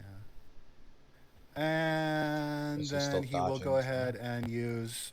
He'll just push the one in front with his horns, so he lowers his head and blasts him to make a DC 16 strength save. You want to push him away, or do you want to toss him over your head? I want to push him away. I'm going to push him back. All right, he fails. You toss him back into the guy again, and he takes another 3 points of damage. Can you push him at an angle like this? That space? I mean, I could, but I was just trying to get him. I'm just getting him clear of us. Well, if you push him here, then I can take his spot. But I'd rather push him 10 feet away than 5 feet. Well, you're not pushing him away if he runs into this guy. He's just going to take a little bit of damage from running into something. All right. Well, if you'd prefer him in that square, it's up to you. It's your decision. I'm not going to tell you what to do. No, I mean, seriously, Artemis would just pushed him away, so he was just pushing him back, like this guy, assuming that he was going to throw him 10 feet. I just don't like him standing in that spot. That's the only thing. It's kind of annoying that he's staying in that spot this entire time. I wish he was further down the hallway because he keeps failing these saves. All right, well then, push him into the other square. Right. All right, he doesn't take any damage then. Cool. Well, now he hits the wall because he still has to go 10 feet. Does that push him 10 feet? Oh yeah, yeah, he does hit the wall. Yeah, I'll give him the 3 then. Boom. All right, Thorn. I'll go ahead and move to this side of Xeon, and then use my booming blade on this one here. All right.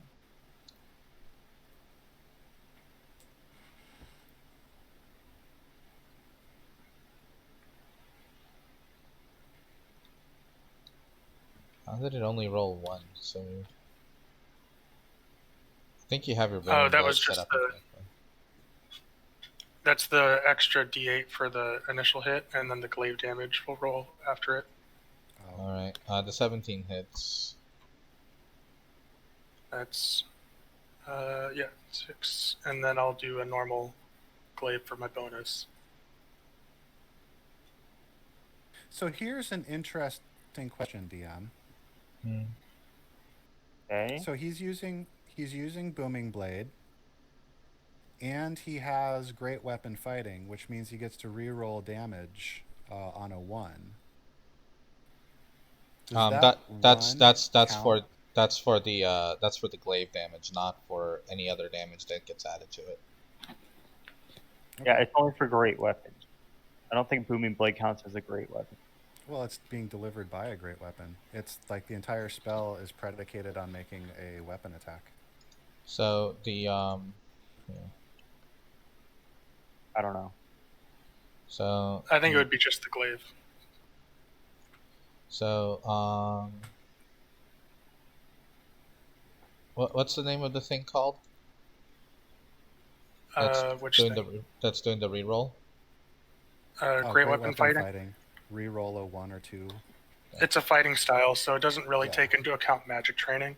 No, that's why I would figure it's just so great weapon fighting. No, I mean, yeah, it makes sense to me that it would be just the weapon, but I was just wondering. When you roll a 1 or 2 on a damage die for an attack you make with a melee weapon that you're wielding with 2 hands, you reroll. So it's not it's specifically an so when you make an attack, even if the roll's a 1 or 2.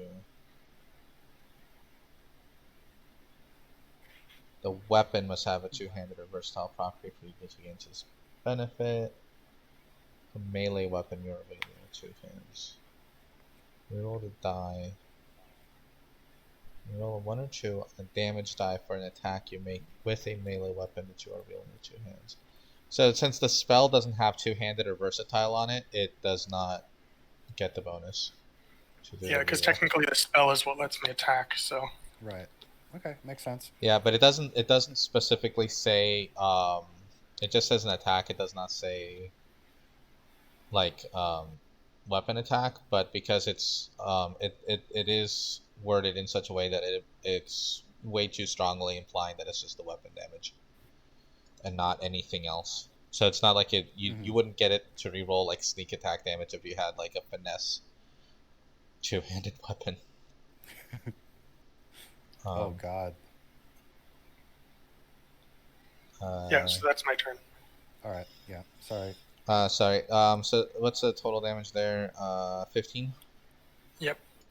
That's on this guy here. All right. And Tiris. All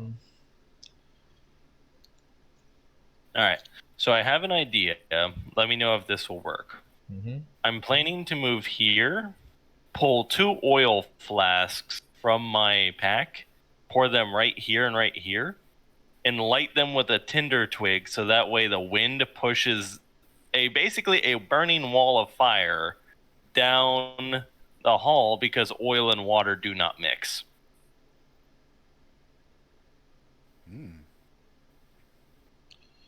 Okay. That would be how it works. Yeah, let's see. Because one oil flask can cover a 5-foot square. I have 2 of them. Right, so you can cover 10 feet. Yep. So surprisingly, the biggest limitation you have here is on the action economy of item using. Yeah, and that's what I was figuring. Yeah, so that's kind of like the biggest thing that you have there. Okay. So I can let you do 1 square, but I couldn't let you do 2 squares. Okay. And this will take up your action and bonus action. All right, sounds good. So I'll do here, and then I'll just light the square here, since that hits more targets and potential targets in a line. All right. Let me get this. I'll do that. Let's see. Pour the oil here. The wind picks it up. And light it, and the wind picks it up.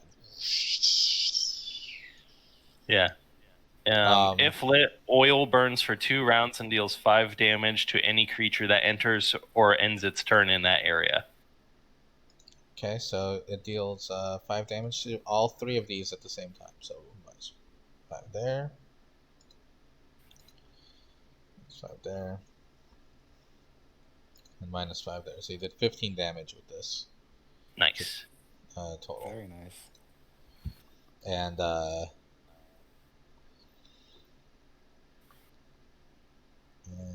that was a good one there. So let's see, this guy here. Shit. He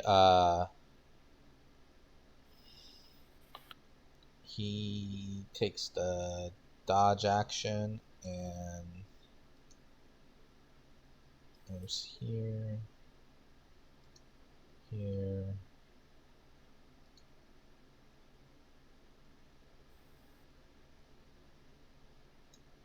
Moves here. This one takes a dodge action and moves up.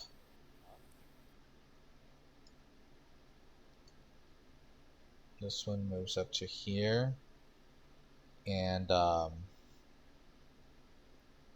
uses his spear to attack Argos.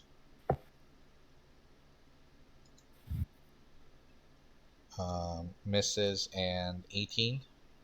Hits. 6 damage. Okay. Sticks in his arm. This one moves here, and he attacks with disadvantage because of the wind. He throws his javelin at Zoltan. We take a 13 to hit. Yeah, that's gonna hit. That's gonna kill him. Yeah, so the fan drops into the water as he puffs into Fey powder. Mm-hmm. I'm going to say, if someone wants to grab the fan and do that again. It's good for 1 use a day. Otherwise, you risk tearing it. I see. It's not a high risk of tearing it, but it is a risk. Oh, okay, I understand now.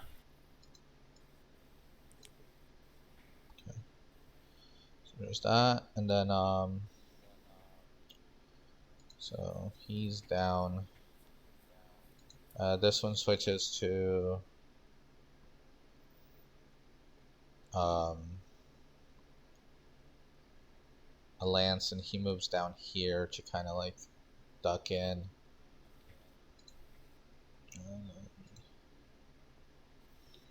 This one here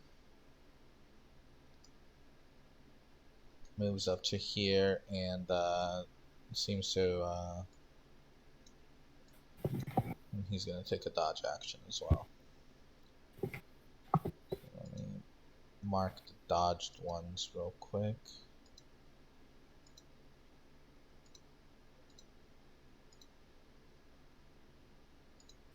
There we go. This one.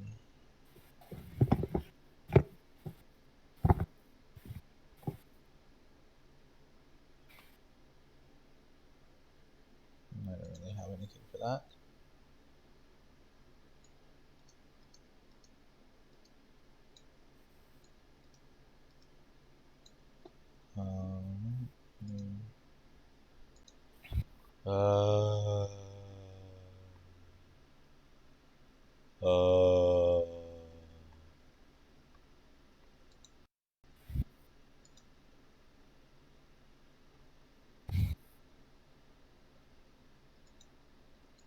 So you guys hear the moaning kind of fading into the back of the cave. And go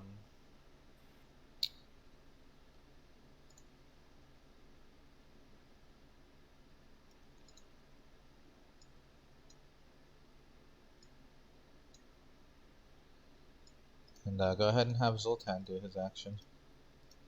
He can't. He is back in the Fey world. That's right. Let me kill him real quick from the initiative. Go ahead and eat one of those damn chips, you son of a bitch.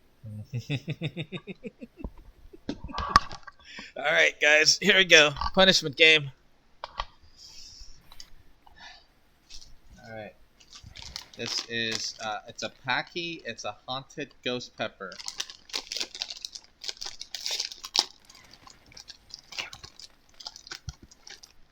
Oh god, just the smell of that.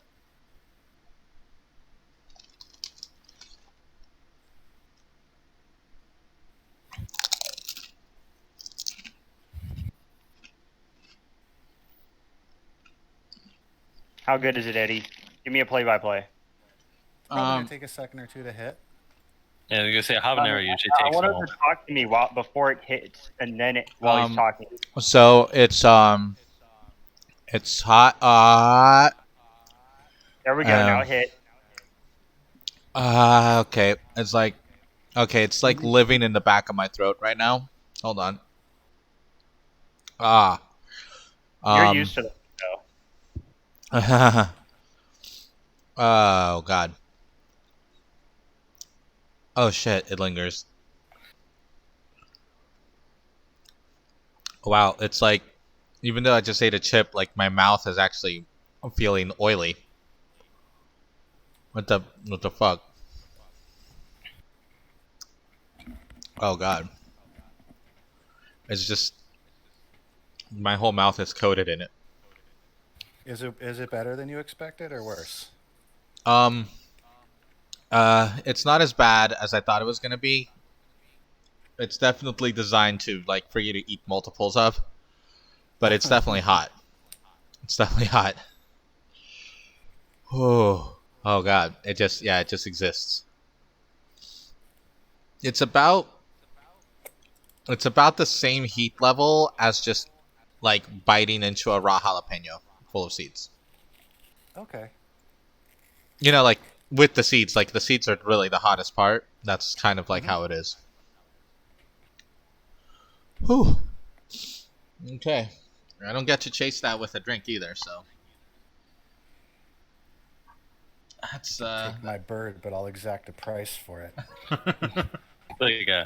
What's the scene from Deep Blue Sea? You ate my bird. Oh god, I cannot pronounce the name of that movie quickly without messing it up.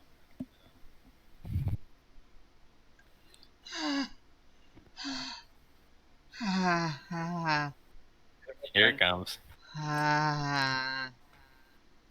The fun part's going to be in 4 hours. Alright, Zion, it's your turn. Alright, so the fan's still going or no? No. No, it ended with the Okay.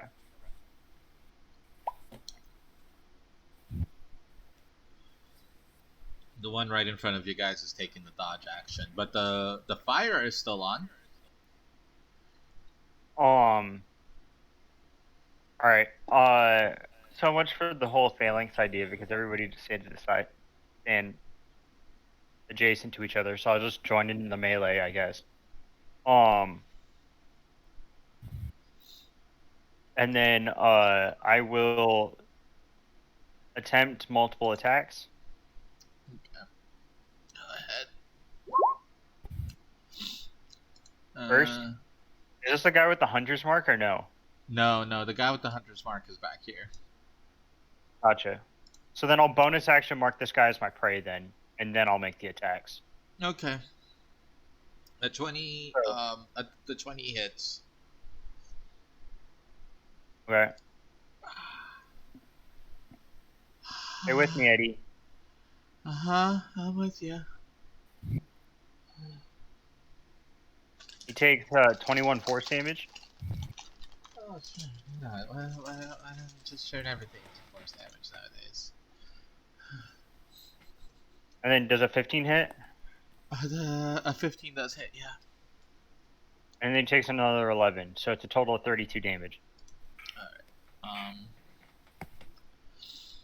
Okay, he's dodging, but it seems that every time he tries to move away from your sword, you quickly round it and cut into him. Well, this is a rapier, so I'm thrusting it. So okay, yeah. So every time like you go to thrust and he tries to move out of the way, but you like readjust last minute and stab into him. Mm-hmm.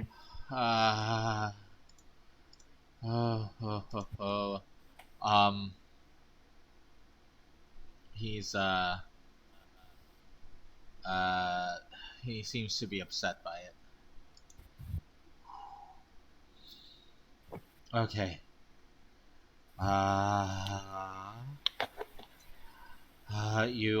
You pierce deep in one of them, and on a normal person you would have pierced their lungs. Can I burn a reaction right before Argus's turn? Probably the only thing that's burning. What's the reaction? Just to speak to him real quick. Okay. Yeah. I'm going to tell him to, if you can push them back, I'll breathe a fire on them. Okay. I can do that. Okay, Argos, your turn. The fan did land in the water next to you. Yeah, I can minor action to pick it up. Yeah. Okay, I do so. Mm-hmm. And then, all right, Thorn. If it works, it should help. And I'll circle into this square. And then I will Thunder Wave. Damage. Okay. And then I will Thunder Wave in 15 feet. Through there, so it'll hit. Hopefully, it'll hit that guy, and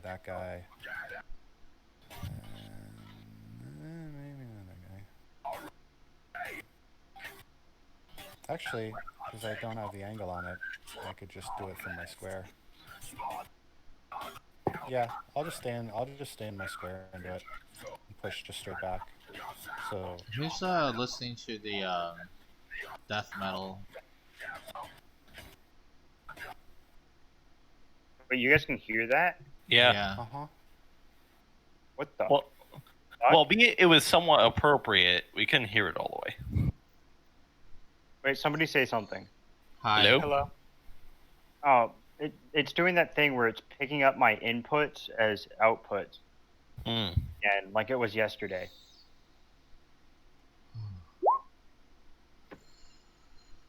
Okay, that's the Thunder Wave, and then I'm gonna go ahead and burn my no, I mean that's my last. So with that's my last first level slot. So real quick question. With Thunder Wave, it's gonna hit Thorn as well, right? Unless I move into that square, yeah. No, because oh yeah, shit. So I do have to go into that square to do it, to miss Thorn. It's fine, I have +6 to Constitution saves. I hate Windows 10. Yeah, Windows 10 is the worst. The thing is that it spawns in front of you, right? So like, if you do it here, you're gonna miss the one right in front of you. Yeah. Yeah, I can't All do it right. either way. Just Thorn, go ahead and give me a con save. Oh, just short. That's fine. It's just 2 damage. All right. The one right in front of you makes it. This one fails. So this one is gonna take 2 plus 6 for slam. Just 2, so minus 4. And then So this one takes 1. the only way that I can cast this spell is if I burn my 2nd level slot, because I need to keep a 1st level slot so that I can save myself from dying if it happens. Alright. So I'm gonna roll the extra D8, and then I'm just gonna have to keep it.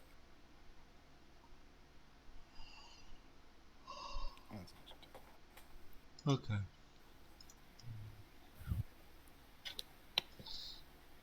And then this one. Okay.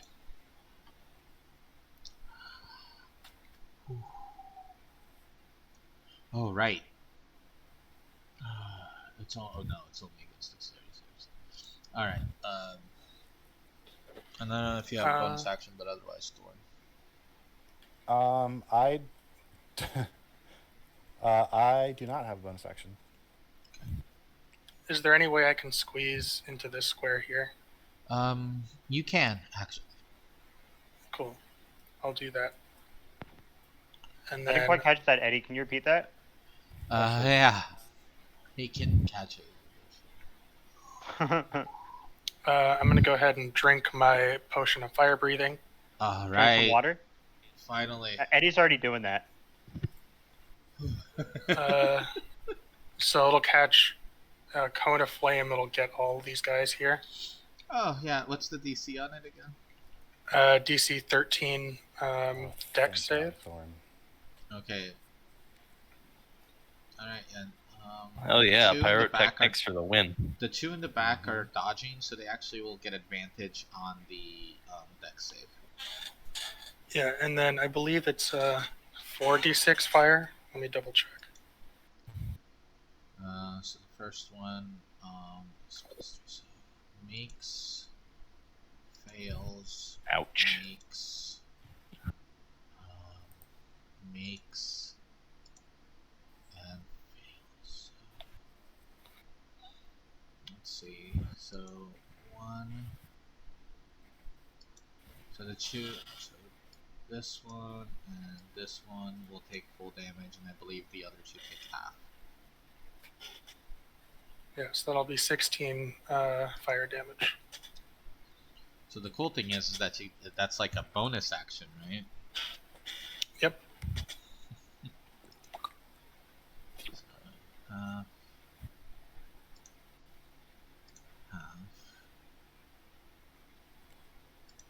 Half. And then this one gets full.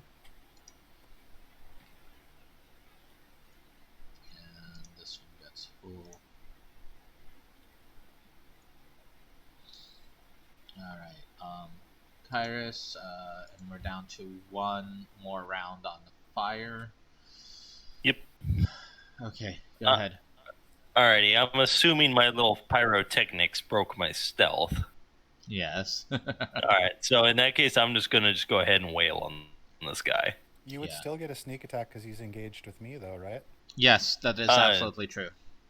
You get your sneak attack. You don't get it. He is dodging, so you have disadvantage. You can try to do something to give yourself advantage using the bonus action to break the disadvantage, but otherwise you're currently at disadvantage against them. The only thing I can think... You can just attack twice, because you get the rapier and the short sword, so up to you. Yeah. And then I can just see whichever one might proc the sneak attack. Yeah. Alright, so attack on the Gladius. The 15 hits. Alright, so that one will proc the sneak attack. Alright. And he moved that over. Okay, so 25 damage. All right. Cool. You actually, Gladius, he, like, it seems like you guys are just stabbing this guy, and even though he's dodging into the stabbing. So he dies from that. Yeah, I kind of imagine like he turns, his attention is distracted by a thorn stepping behind him, and just in that opportunity, I just move in. Yeah, I like it.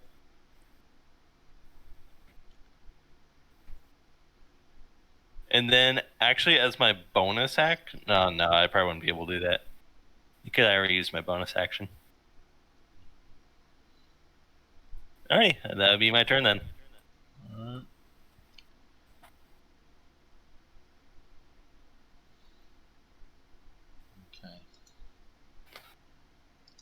All right, I'm just gonna move this out of the way. He sinks into the water. All right, it's been one round. Let me get my drink now.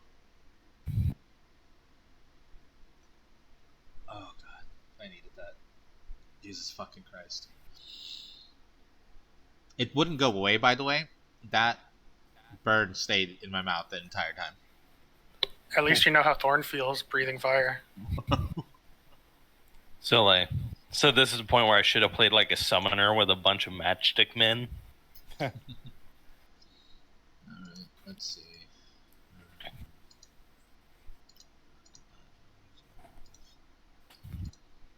Alright, so the one up here,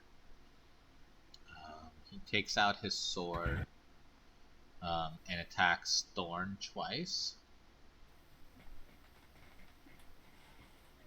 And he attacks with advantage because he's enraged, even though you don't see it on his face.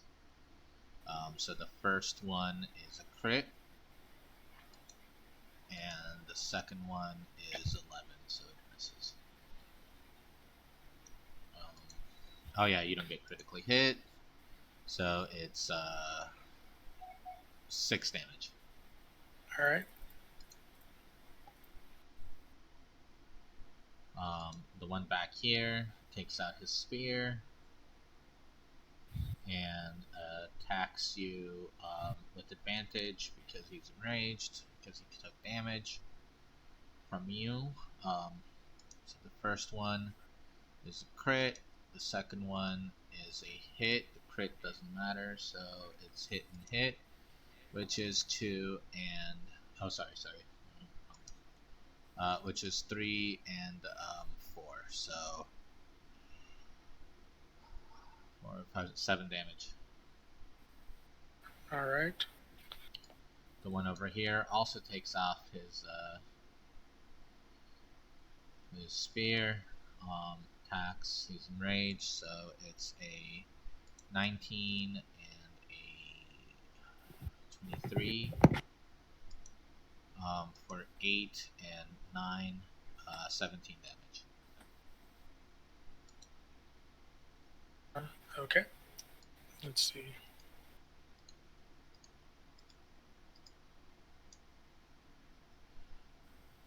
This one moves here and takes the dodge action.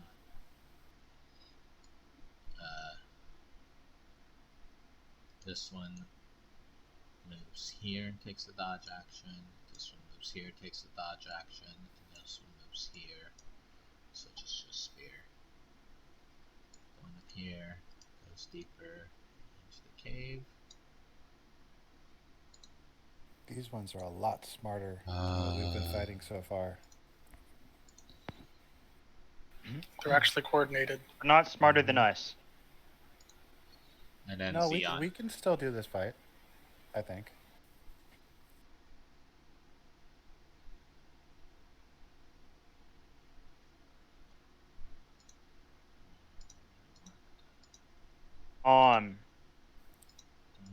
I'm gonna use my bonus action. I'm over here now.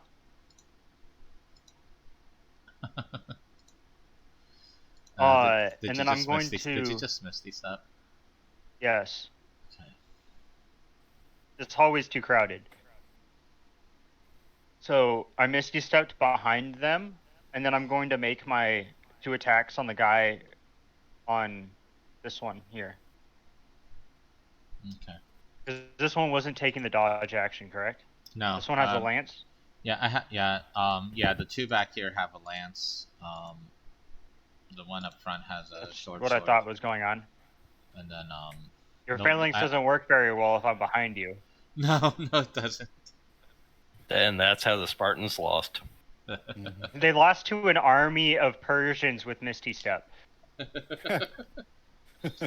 I can confirm as a history major. That's how the Battle of the 300 happened. Is they all lost because the Persians had Misty Step. It turns out they were all warlocks and rangers. But not all rangers get Misty Step. Just a bunch of Horizon. Only Horizon Walkers. They were all Horizon. All the Persians were Horizon Walkers.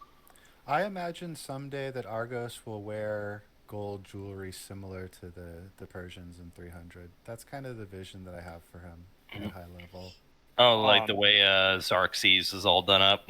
Yeah, with just dripping with all the chains. All right, we ignored that one. Shit. I hit him once. Yeah. Alright, I'm going to run to the restroom real quick. If it gets my turn before I get back, just puppet me as appropriate. He takes 6 damage. Okay.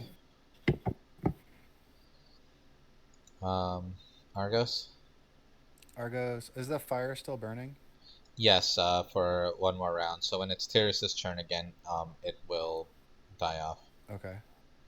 Can I make it to that square? Can I go through the space? You can actually, yeah. Okay. Then I'm going to run up into that square, and I will make my attack against this guy. And I'm going to hit him with my booming blade uppercut. Booming uppercut. 18 hits.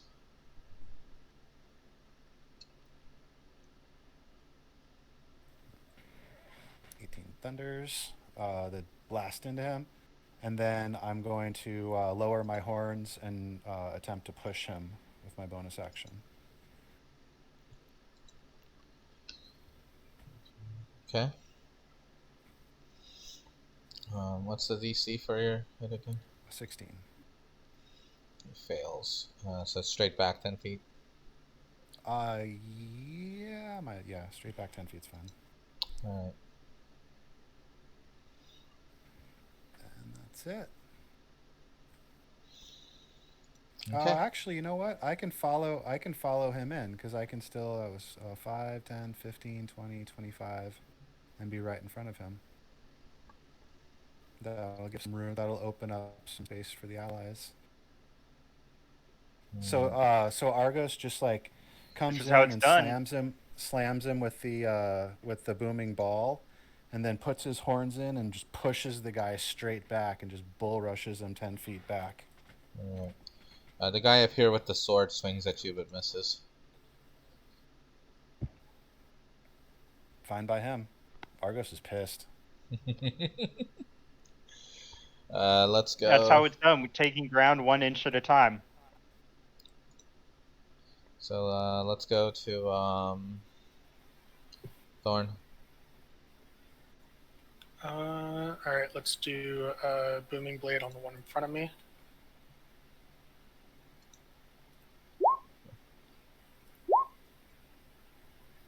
Ooh, a crit. Okay. Will that double the Booming Blade die as well? Yeah. That is a D8. Your booming blade should be doing 2, right? Oh no, it only adds the 1d8 to the first. Yeah, so the rest is if they move. Yeah, so you do add another one though. You should be getting 2 from the crit. I did. Well, I think he's taking the first one. There's a 4 and there's a 3. No, I get both because of the crit, right? Yeah, that's what I'm saying. Oh, the 4 up there. I see it. Okay, so 4 Yeah. and 3. Got it. 4, 5, 6, 7. Plus 16. So 16. So let's just do 23. Yeah. To the one right in front of you. Mm-hmm. Okay. you hit him with the booming blade with the glaive. You actually kind of pick him up a bit before you pull the blade back and drop him to the ground. He drops his sword and shield. But he's still alive. Mm-hmm. All right. Bonus action glaive. Less good. Yeah. All right. And then that'll be it. Go to the next one. Fire dies.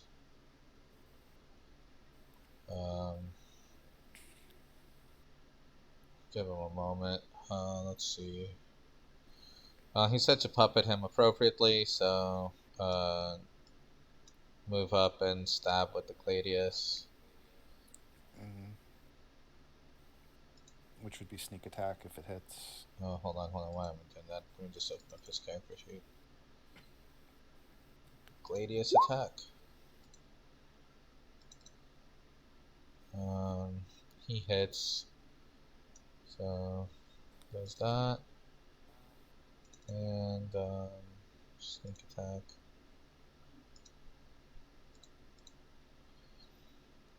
So he hits for Alrighty. 26. Alright, so you killed You're another attacking one? so stealthily you don't even know you're doing it. Sounds good to me. No arguments here. This one drops into the water, and then so you killed this one, and you've only used 10 feet One of attack. movement and one attack. So attack. so you can move forward and attack again if you like. Sounds good. So Is it also sneak attack again? no, it's only Oh, one yeah. sneak attack per thing. Yeah. Oh, per turn? Yeah. If it's somebody Gotcha. else's turn and he gets an opportunity attack, he can sneak attack during that time. Gotcha. Yeah. Yeah, Alrighty, it's too powerful to be able to chain a bunch of sneak attacks together. Yeah, that is only available in Pathfinder in 3.5. Alrighty, so I'll slash with my sword. Alright. That hits. But remember, the way you're... Oh, I'm not going to say that if I don't know what I'm talking Alright. about. And if you want, you can position yourself over the corpse of to kind of like give Thorn some defense, since Thorn has reach. Okay, sounds good. Yeah, I can do that. Yeah, he can attack like past you at people. So. Okay, cool. I have a long stick.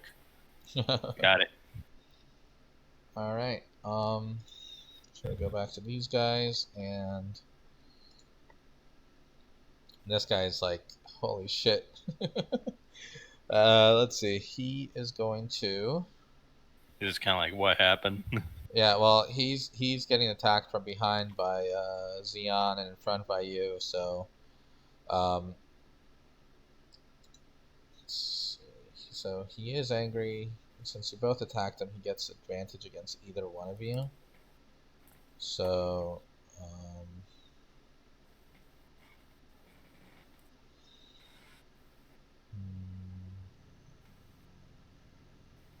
he's going to attack the one who stuck up on him, which would be Xeon. And sneak up on him. He teleported behind him. What to me? It was the rogue. So he gets advantage on the attack. So that's a 17. That misses. And a miss. The one over here actually has a spear. He's going to attack Argos. He gets advantage. And that's a 17. That hits. And a 21 against Argos. That's 9 and 9, so that's 18 damage. Okay. Wow, I max damaged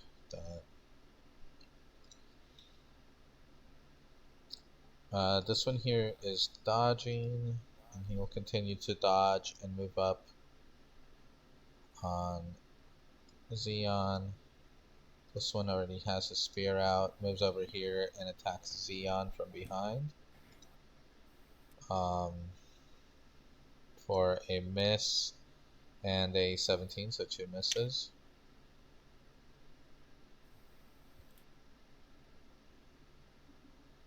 This one here switches to his spear, stops dodging, and attacks Argos twice.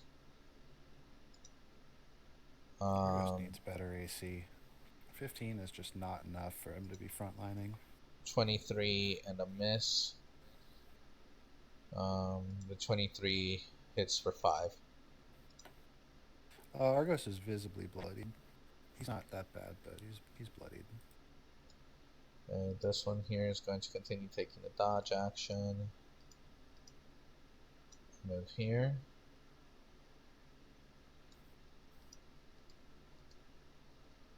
So here double moves. And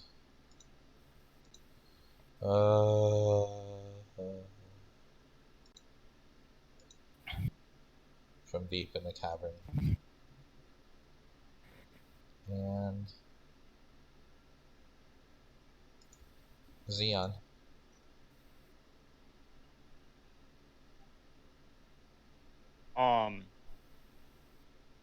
I'm here now.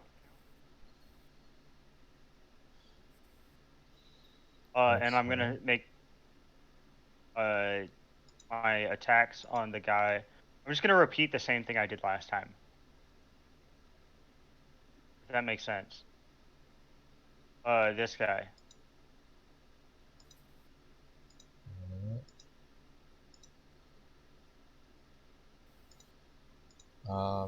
How did you get there again? Misty Step. How many of those do you have? I have the ability to cast 4 per long rest. Oh, okay.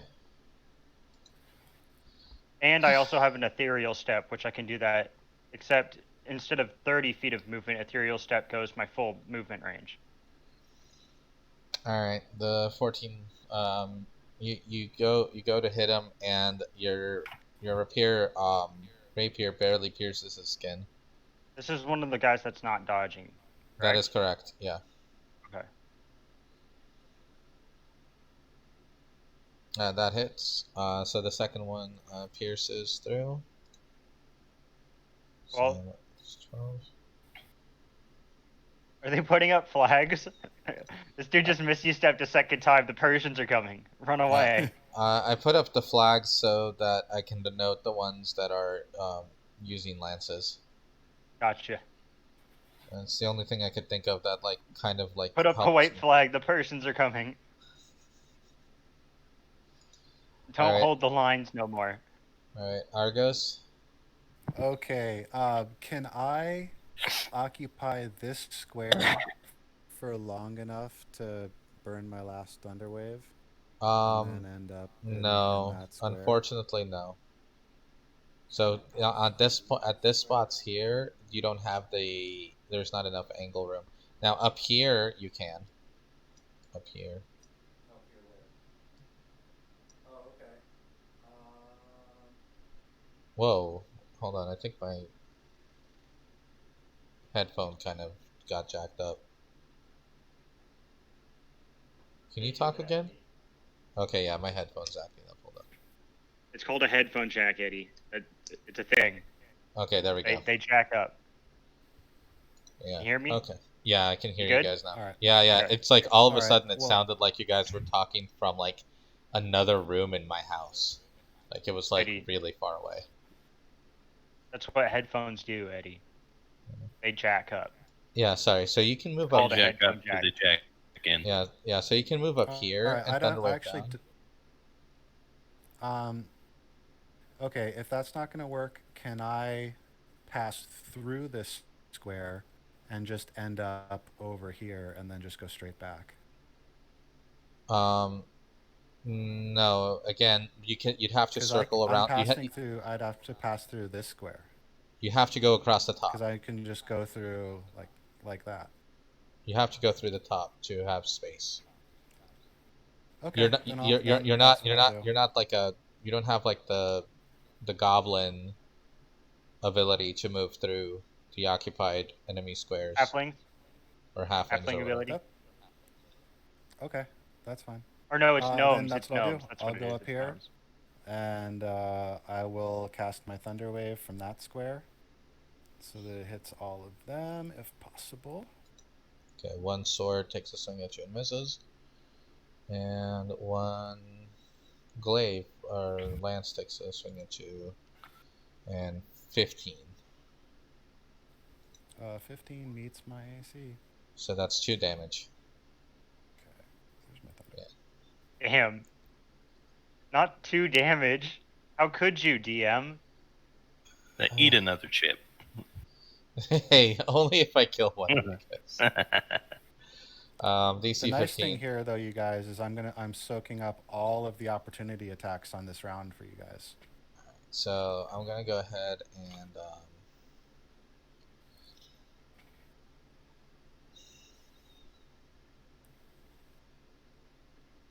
I'm gonna go clockwise, starting with the top left. Fail. Fail. Fail. Success. So bottom left succeeded. So top will take an additional d6 from slamming. And the 2 on the right will each take, well, the one on the close right will take an additional d6, and then the one on the bottom will take 2d6, one from slamming and one from somebody slamming into him. They're still going to get moved, though, right? And then no, because there's wall here, and then this one over here. So Yeah, but half of the point of using Thunder Wave is it pushes enemies 10 feet. I mean, if you don't want to give them damage, don't give them damage. I want them pushed. That's why I use the spell. Okay, well, here's the thing. The one down here is the one that's saved, right? So he's not going to get moved. So if this guy moves, he moves into him. So but that does not necessarily, they don't necessarily double occupy the square, right? They get pushed down. He gets pushed down here, right? There. This now has a space opening for people to move past, but that's about all that happens there. Okay. It's hard to see, but there's a wall right here. Yeah, I know. The thing is that you can't. I mean, I just Thunder Wave, yes, will move, but if there's a wall, there's a wall. That they get if they fail, yeah. Yeah, but that's the thing. If there's something blocking them from moving, then they don't move. Yeah. I'm giving extra damage, which is extra, but they wouldn't. Otherwise, as per 5th edition rules, they wouldn't have moved. Like, it just doesn't. Right, but the ones that were right in front of me, I'm just saying, get pushed back into the second rank. That takes them out of the range where they can do an opportunity attack, which is what I was relying on so I can finish my movement. Because I mean, they do suffer the push because it's part of the spell. If you fail the save, you take the push. It doesn't say there's there's another character. They're still getting pushed, right? Yeah. Well, that's the thing, right? Everything else ends up being. I know. Look, it's jumbled up, but that's just like. I mean, it would make sense that if they were taking damage from being pushed, it's because they're being jumbled all into each other. You know, it's not like they get to stay in the same space.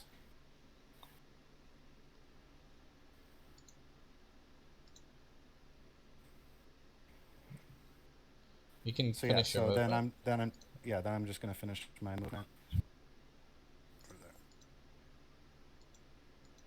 Oh, 5, 10 into. Yeah, that's right.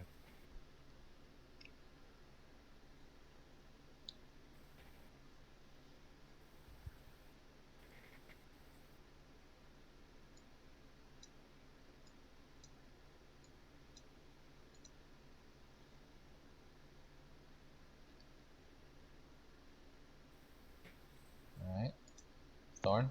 Don't you get an extra 10 feet of movement from a thunder spell, or no? It uses his bonus because, action, yeah. I didn't use a bonus action on that round, so I would have actually been able to.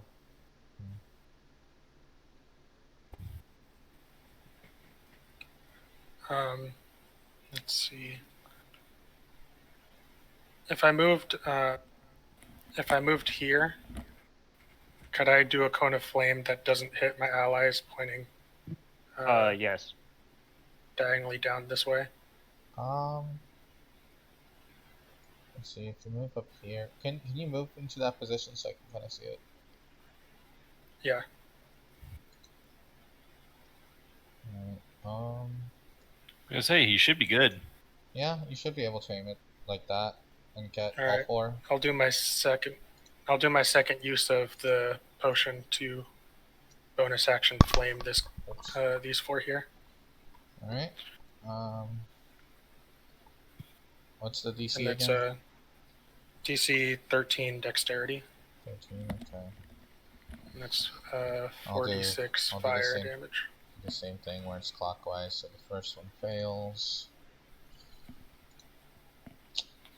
Second one succeeds. Bottom right fails. Bottom left succeeds. So the 2 on the diagonal succeed. Did 8. So -8 on that one, and on this one -8. Then this one here, -4. And then this one here, -4. And alright. Tears. I'm also going to use my action to just ointment myself because I'm at 19 health. Oh, okay. So I'll heal 2d6 plus 2. And that'll be it. You rubbed ointment on the parts that got lacerated.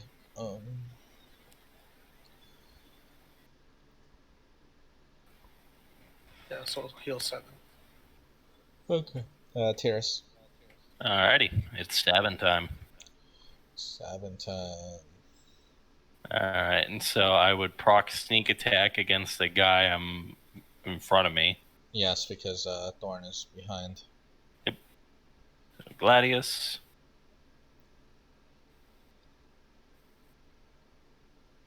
I'm assuming that's a hit. Yeah, that hits. Sorry, Aaron. And then 4d6.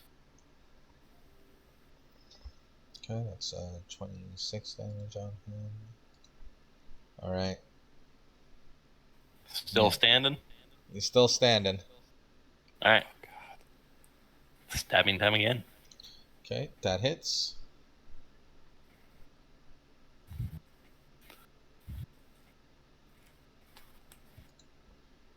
Alright.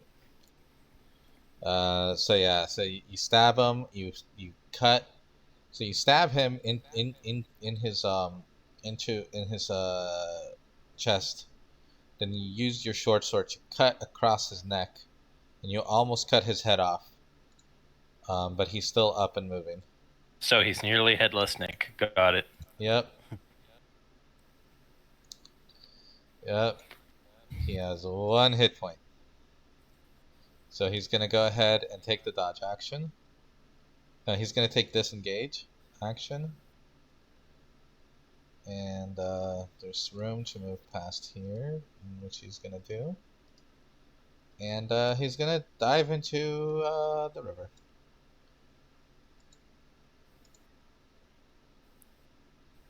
Coward. I'm assuming since he's taking the dodge action, I can't use the attack of opportunity. Yeah, the disengage action. Yeah, you can't do the attack of opportunity. Okay, that's what I thought. Yeah. So he's just like, screw this, living isn't worth it. Yeah, he's like, even coming back is not going to be worth this. Let me just forget everything. So let's see. How are these Holy guys crap, feeling? I'm gaining a bunch of piety this round. Oh yeah. Well, to be fair, you're also you're kind of behind everybody else a little bit, so. That's true. It works out. But yeah, I'm a at 22. face to face with your own god, like that's got to be a good omen. Oh yeah, I like No, it. So here's the funny thing. When I met my god the first time, he hit me with lightning bolts. Here's the funny I totally thing. forgot about that. Here's the funny thing. I planned. We missed like a week, right? So I actually had Athreos and the turtle and everything planned 2 weeks ago, and that's before I knew. For the storyline. It totally makes sense. And so I had all this planned before I knew we were going to have an assassin of Athreos. And I had zero influence, right, David? I did not influence you on your god choice. No, because I was pretty much just like, yeah, I'm gonna play rogue assassin because that fills the hole in the party. And that's like, yeah, and I like Athreos. Yeah, it fills a hole in the party. There's a big gaping hole in the party, but I wouldn't say that's one. Good. Speaking of Gary, is he all right? I'm sure he's fine. All right. He's okay. There was a couple of harpies nests just off screen, but he'll be okay. Oh, I'm sure he would, because those things terrify us. They terrify Argos, anyways. I definitely am PTSD on freaking. Oh, on harpies from now on. Strict kill on site policy. Yeah, they are not. They're not that, like, even as a CR5, like, you guys are higher level. Even CR5s, like, the owl harpies are scary as fuck. Yeah, I think it's because collectively our wisdom isn't the best. Yeah, that's true. Well, that's true. They're the kryptonite to this party. It's the scream that, or the charming song, and then the fact that they make like 5 attacks in one round is also fucking crazy. Because we don't have a very high AC. Our party is missing a tank and a healer. I can kind of do it with like as a dodge tank, but I used that all up already. So which is why I mentioned before a rogue was definitely not the hole in the party count. Okay. Well, I think he's a perfect fit. Yeah, the way it was described to me, it sounded like a skill monkey was missing. It does take pressure off me to do heavy damage, so I can focus on other things. So yeah. He's also a dodge tank as well, since his AC is 18. His AC is higher than all of you guys. Yeah, except for Xeon with the shield. So Argos puts down his ball right now in the middle of the fight, going, "When were you guys gonna fucking tell me that I'm standing in front of all of you assholes, bare chested, and you all are sitting back there in armor?" Hey man, my AC is 15 too. When's the last time you saw me stand in a fight? Oh god. Never. Anyways, let's finish this fight. These guys need to be put back where they came from. All right. I already sent one there. Yep. Let's see. This one is going. Oh, god, you guys are making it so awkward for these guys. It's the idea. That's how you win the battle, Eddie. You don't make it easy for them. You awkward them till they die. All right. Or re-die in this case. So this positioning costs 2 Misty Steps. This one's gonna move over here and take the dodge action. And the one down here is going to attack Argos twice with the spear. I don't remember attacks. So I'm just gonna attack regular, and miss both times. Okay, that's good. This one here. Is going to continue taking the dodge action, and the lance one's going to attack Thorn twice. Thorn did attack him, so I get an advantage for 16 and 23. Both hit. Alright. And that's for 6 and 4, so 10 damage. How? This one over here.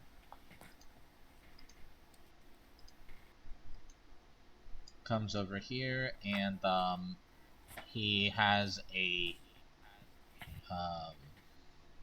bow and arrow in his hand, and he shoots. A crossbow in his hand. He shoots Argos. He's gonna get -4 to hit Argos.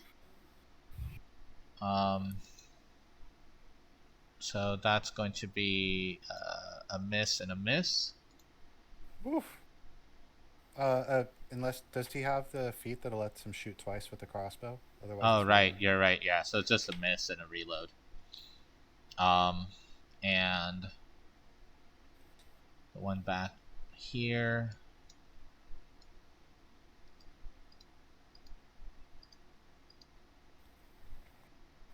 Keeps walking and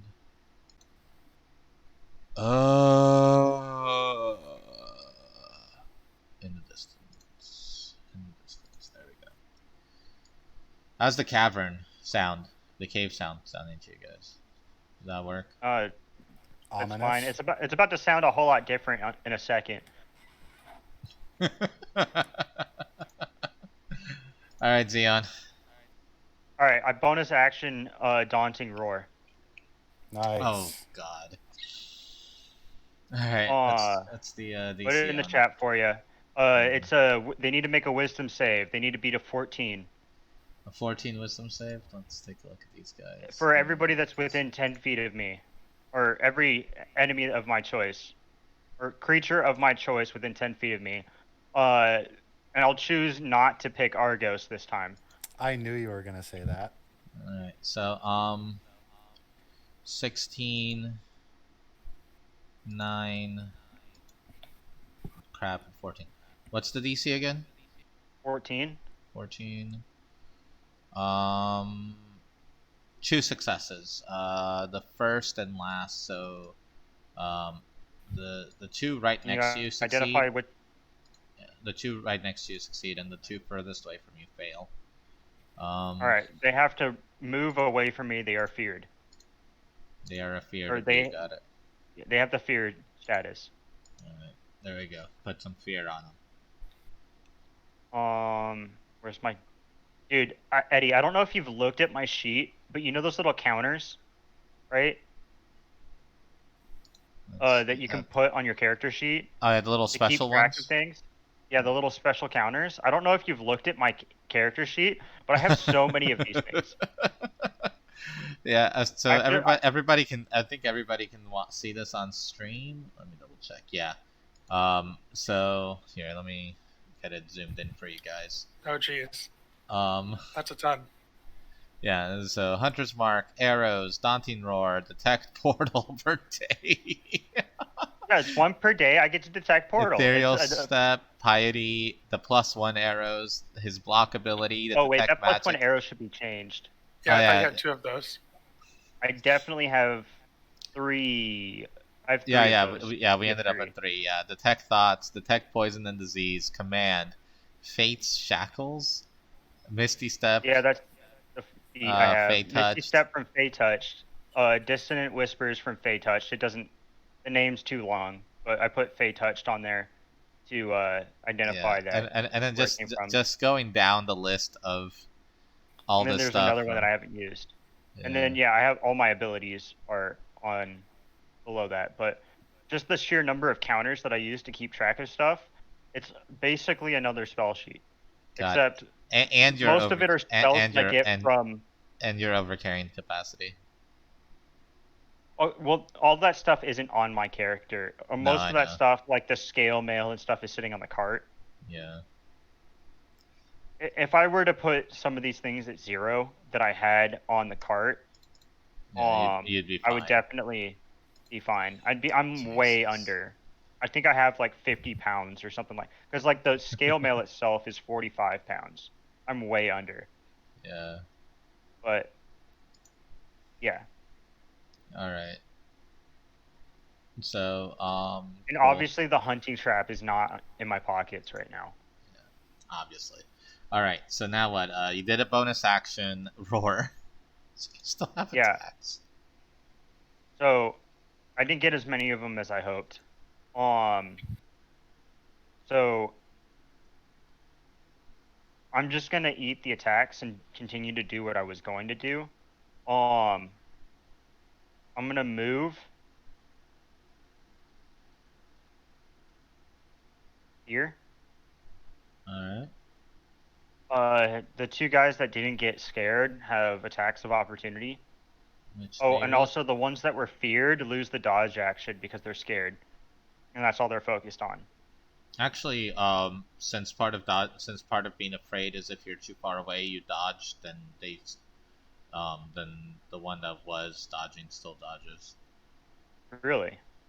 I believe so. Whatever. It's kind of a weird. Well, they can only take the dodge action if they can't go any further. Right, but he was already taking the dodge action. I don't think it trumps it. I don't know. It's your choice, I guess, at that point. But so I got 2 hits. One of them's a crit. The crit one is the one is the sword. So I'm gonna block the crit. Okay. So first is going to be the spear. The spear hits you for 3. I have to roll a d20 for the block. Yeah, to see if you reduce it further to 75%. Which you don't. So you'll take half of 9, which is 4. So, your total damage is 7. Okay.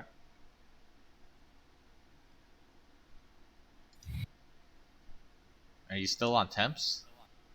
Yes. Wow.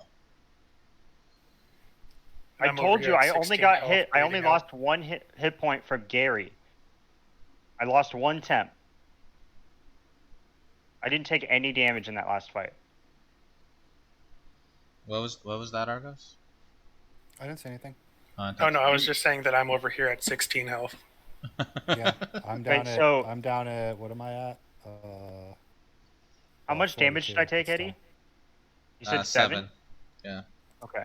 In total. From both of those attacks. Okay, so okay. Alright, Argos, you said you're down to 16 health? No, Thorn my turn's not over yet. Help. Oh, okay. Yeah. But go ahead and do your attacks, Henry. First attack on the guy that I'm next to. Who he has a hunter's mark. Yep.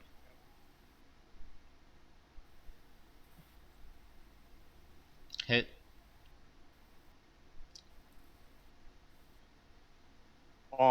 That is 17. All right. Oops, I accidentally clicked on hunter's mark. Does a 14 hit? No. Okay. Ignore the hunter's mark. Yeah, so you get him good in the first attack, and the second attack he catches your sword with the crossbow and kind of like twists it and kind of like pushes it out of his way. Okay. Argos. Okay. Argos is going to once again cause his ears to bleed as he converts his final 2 sorcery points into a level 1 spell slot. And that's a bonus action. And then I'm going to go ahead and swing on the guy in front of me.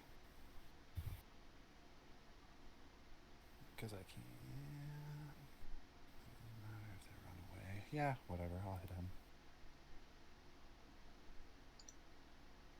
Okay, he is taking the dodge action, so we're going to take the 19, which still hits.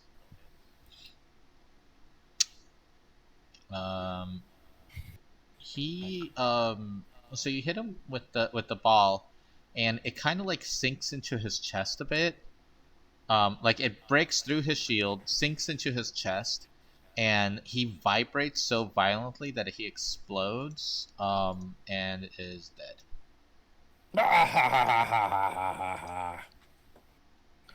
Can I now, since I did make a melee attack, can I push one of these guys with my horn? They're not really, no. They're not in range. Yeah. Okay, that's fine. I will use my movement, and I'm gonna. So these guys are both feared. They're gonna run away. They're gonna run away from Xeon, yeah. Yeah, they're gonna run away from Xeon until they can't see him. Yeah, I'm gonna stay in this position, and I'll end my turn. All right. Thorn. Actually, I take that back. Yeah. I'm going to take my movement down here, so that when they run, no, I can't do that because they'll still prog from me. The ones that are scared can't make attacks of opportunity. Yeah, just this one up here. He does have a lance, so if you step 5 feet away from him, he can attack you. Actually, no, he already attacked. Well, so no, you have no. Move here. You have 0 attacks of opportunity against you if you move. He attacked me. Yeah, that's what I'm saying. Yeah. I'm gonna move here so that when this one runs away, he progs, and then I can booming blade him as he runs away. Oh, good plan. Thorn Mallet. I'm gonna go ahead and move down here, and bonus action use my last use of flame breath and flame these 3 in front of me.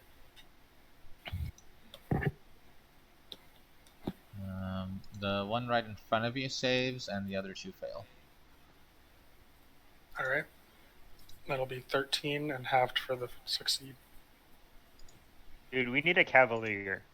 Where the 2 lions just run behind the enemy, roar, and just scare the enemy into the cavalier.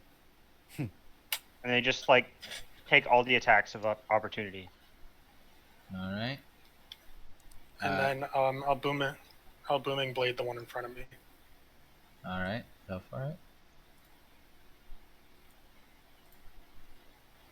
The 22 hits. So that'll be 18.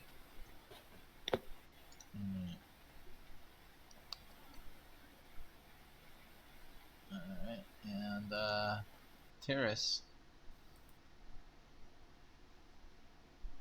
Alright. So there's 2 afraid ones, and then there's one that's still active, but has a building on it. So. Yeah, I figure if I move here, I'll work on attacking this guy. And then if he either runs in front of me, that'll proc an attack. And we'll just kind of go from there. Alright. So you're not going to get...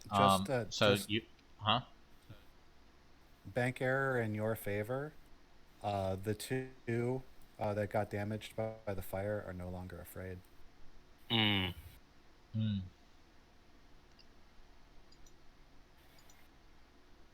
Okay. I didn't. Either way, then I guess. Specifically say until damaged, or? No, it doesn't. They follow the same. They follow the same in-book rules for feared status. Which means when they take damage, they get to resave. No, that doesn't apply to fear. Whatever the book says fear is, that's what happens. The 2 things that happen for fear is they can't move closer to the source of fear, and then they have disadvantage on ability checks and attacks while the source of fear is within line of sight. So, frightened condition. A frightened creature has disadvantage on ability checks and attack rolls. Yeah. And then can't willingly move closer. So, they're still afraid. I was gonna say that. I was about to say, to me, that didn't make sense. It's like, I've taken damage and now I'm not afraid anymore. The damage thing is a charm effect from the harpies. Fear is completely different than the charm effect.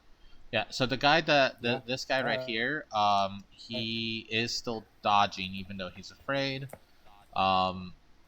So, and you don't have advantage or anything. So, your attack is going to be whatever the lowest one is.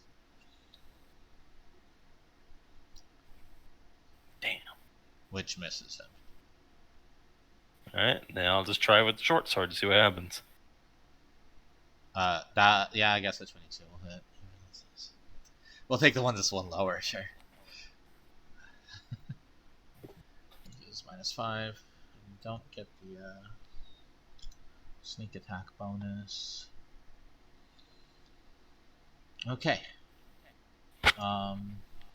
It's these guys. I'm gonna start with this guy back here. So that he's out of the way.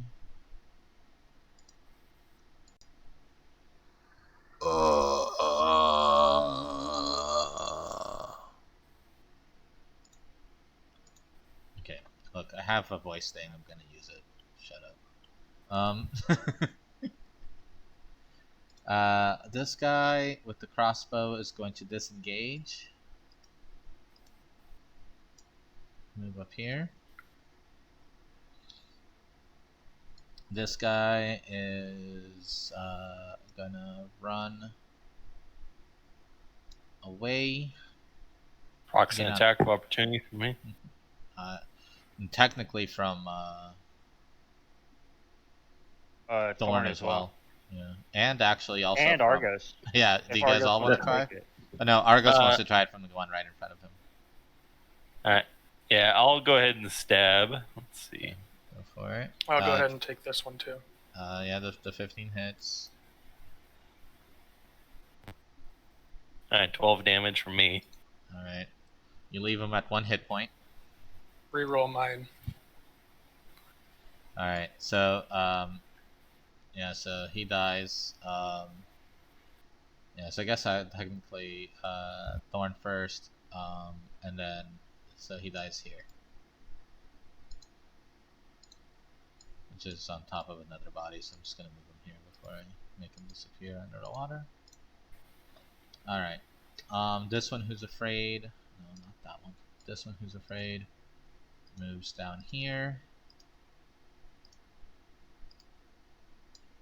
triggering an attack of opportunity from Argos.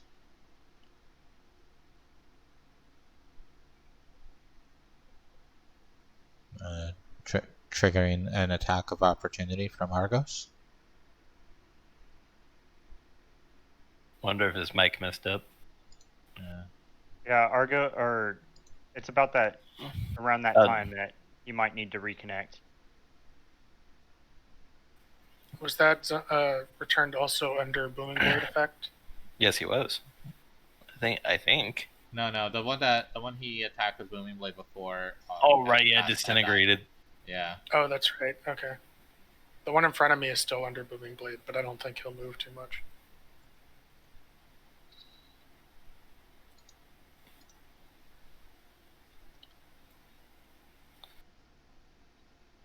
Alright. Or did I put that in the RP chat? Oh, did I? No, I did. Oh, you did. Well, I'll delete it later once Kyle's back. You'll see it in 2 different chat rooms then. Yeah. And then I'll delete it from the RP chat. Do it here as well. He might be he's dealing with his reconnecting dog. right now. Yeah, I'll delete the message then. Alright. Gosh. Ow. Put it in the wrong one. Ow.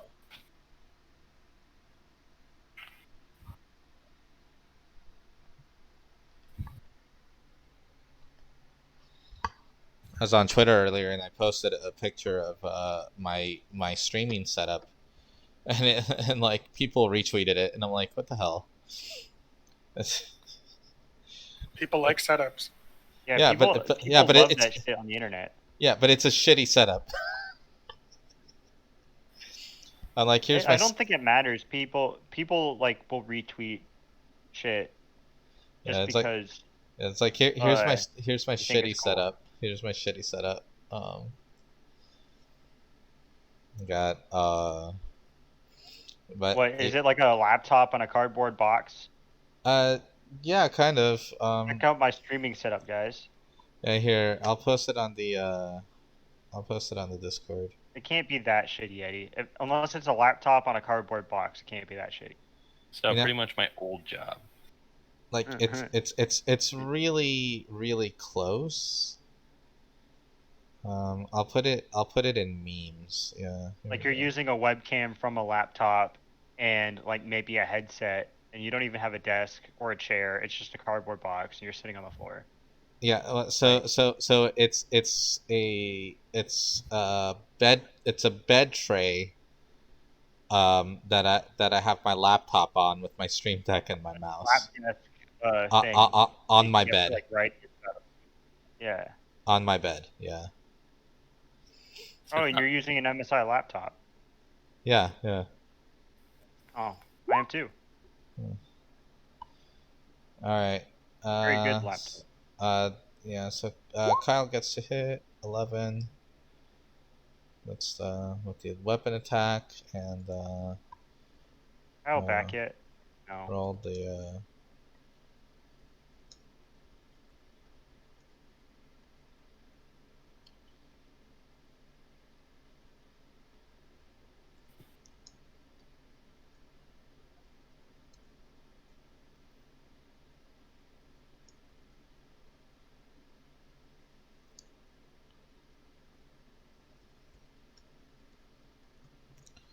Cool. And he gets 11. So 11 plus 11, so 22 damage on this guy. Cool. And that is all of that. So Zion, your turn. Oh wait, hold on. This one gets an attack. Sorry, I forgot. So the other guy ran from me. And I didn't get an attack. He disengaged and ran. He specifically disengaged. Oh, gotcha. I mean, yeah. Let's see. This one is going to disengage and run this far. All right, go for it. There's some booming blade damage. Yep, go for it. Yeah, 2d8. Oh, perfect. Oh, good. Good. I thought you were gonna kill him for a second, but he lives.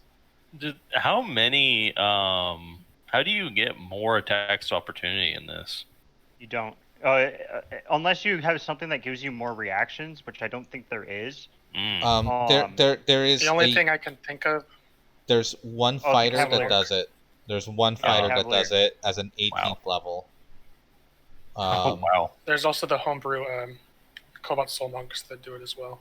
Okay, I was just curious. There's also the UA Tunnel Fighter fighting style. Fucking hell, you guys! I'm telling you. Sorry. You did half of the guy's remaining hit point as he ran away from you, though. So good job. The point of a reaction is intended to be a something that you're also doing on your turn. So you're already doing all of these attacks and sneak attacks and stuff like that, but because everything happens at the same time during 6 seconds. Yeah. So you did all these attacks, right? And then this thing's running away from you, so you swing one more time. No, I was just curious because in Pathfinder and 3.5 you have means to increase your attacks opportunity. So I was just curious if there was a means for that in this. Yeah, I don't think so. All you can really do is expand the things that trigger an attack of opportunity, such as Warcaster, so that you can like cast a spell when they go out of range and different things like that. Okay, I was just that's all I need to know. Like we can go in more detail later, like when we're not in the middle of the game. Yeah, no problem. I'm marking my prey, Eddie. Oh, okay. On the guy with Hunter's Mark in front of me. Yeah, I forgot to. He's not dodging, so go ahead.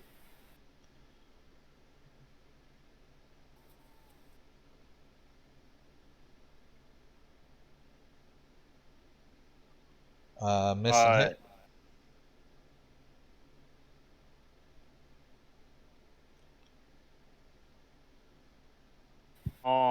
That'll be 20 damage. It will. And it's all force. Yeah, so you stab into his back, and he vibrates and explodes.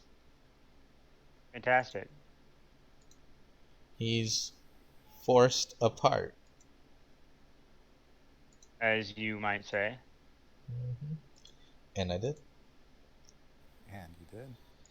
Alright, Argos, the guy went down south, so you can chase if you want. Here. Yeah. And then there's this guy over here in the water trying to run away as well. I was playing. I'm going after the one. All right. I was just going to go after the one that I was chasing. But okay, go for it. 10, 15, 20. Yeah, I can get to him, no problem. Alright. I'll finish this guy then. And then or whoever gets to him.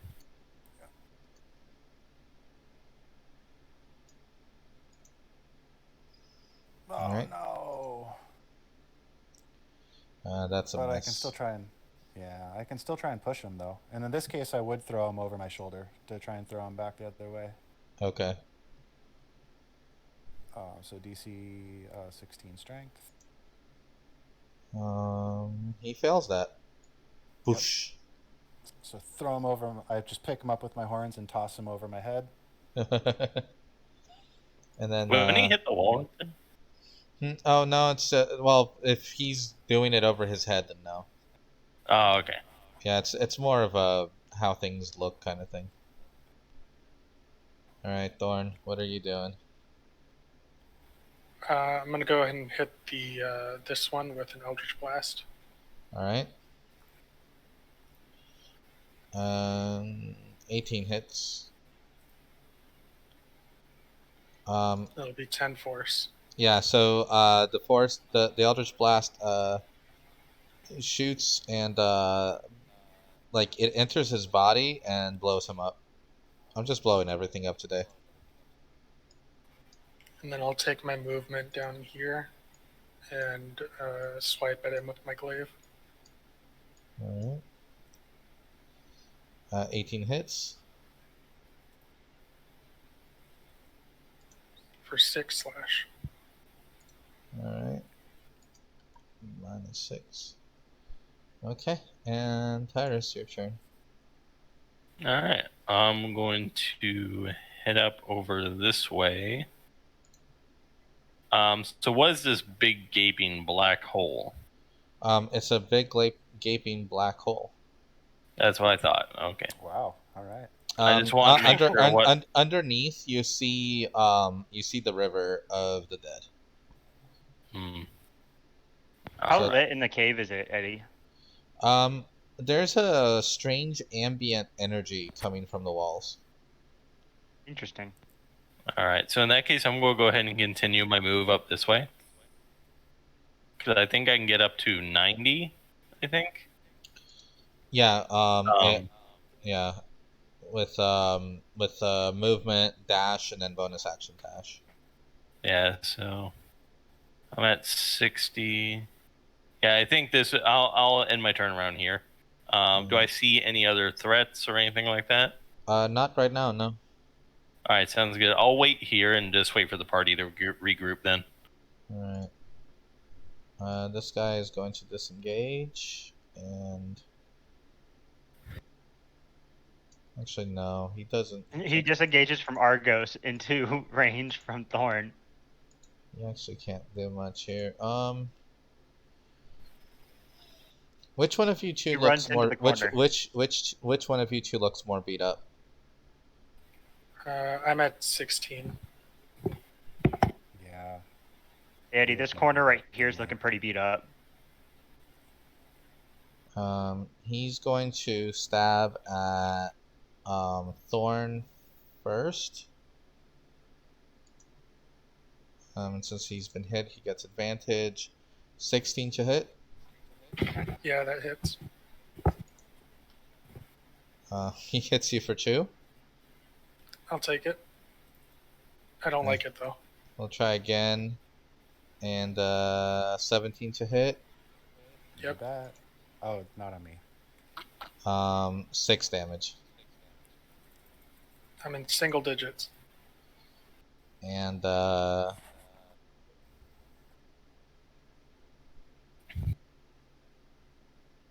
then he'll technically that does move out of range or no? No, it's technically still in range of both of you. So he goes into the corner. Without provoking an attack of opportunity, and Xeon. Actually, doesn't it provoke from Thorn because Thorn can't see him anymore? He was moving out of range. Unless Thorn can attack to that wall. He's technically still in range.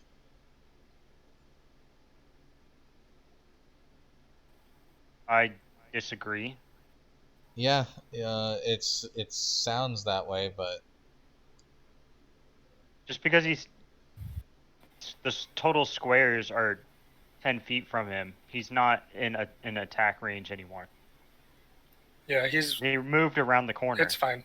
It doesn't matter. He's dead anyway. Yeah, he's not gonna get to glory and his continued survival for too long. He'll be sent home. Be sent home cowering in the corner. I'm gonna move.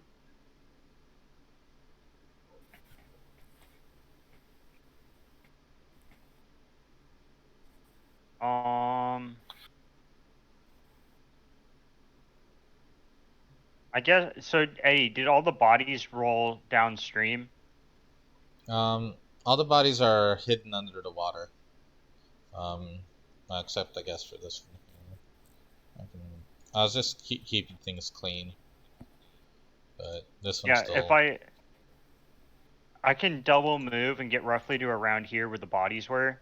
I just want to try and collect the arrows, the initial arrows I shot, which were the bodies were somewhere around here. So I can double move for semantics. I don't know where the bodies were, but I can double move to roughly around here. Alright. And if I need to go a little further, then I can go a little further. Give me an investigation check. Investigation? Alright.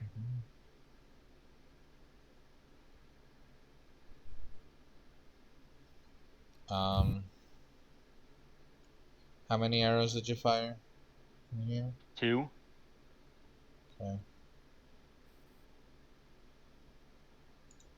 If I lose 2 arrows, I'm not going to be brokenhearted, but I don't have anything else to do right now while my friends wail on this last guy. Yeah.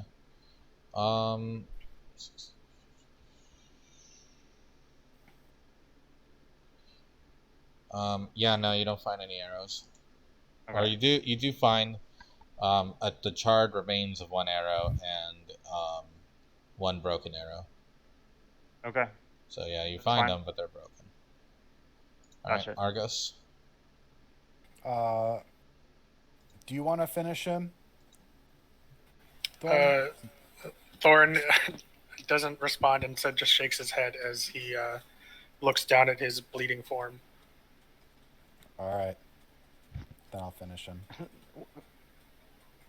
When are you not bleeding, though? I normally don't bleed until I'm below half health. 14 misses. It's more of a flavor thing. Second thought, do you want to do it anyways? And I'm going to toss him over my shoulder in front of you. Sure. Yeah.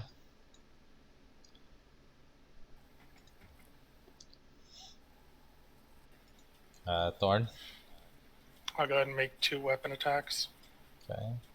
Both He's hit. Dead. You just ruined this guy.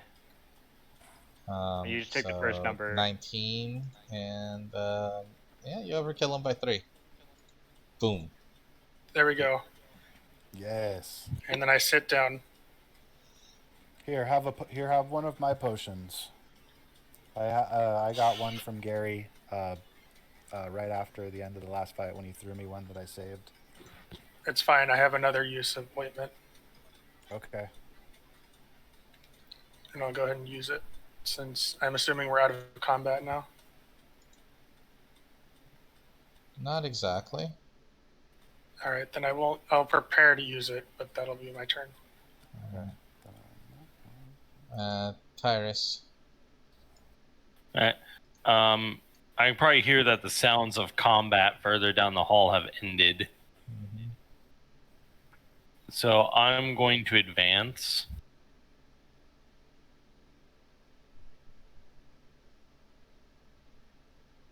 Probably to about here. You can go another 10 feet. Yeah. Well, mostly I was waiting to just stopping right there for a moment just to see if there's any further threats down this hall. Oh, yeah. No, it's pretty clean. Looks like everything got pulled up to you guys, so. Alright. I'm actually just going to wait right here for my round. All right. Yeah, and I'll roll stealth to be on the safe side. All right. Yeah, I'm pretty much hiding around the corner.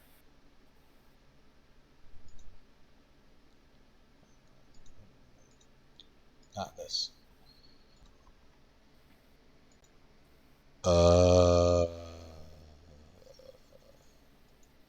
As I figured.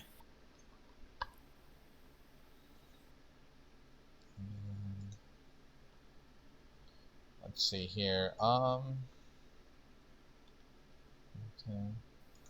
Alright, Xeon. You guys are still hearing moaning throughout the caves. And we're still proceeding through turn-based combat?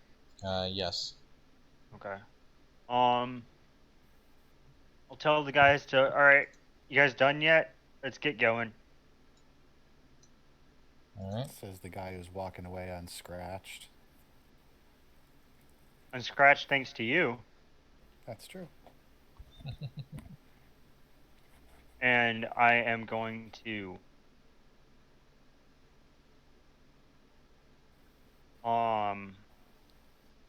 double move to the cave. Oh fuck.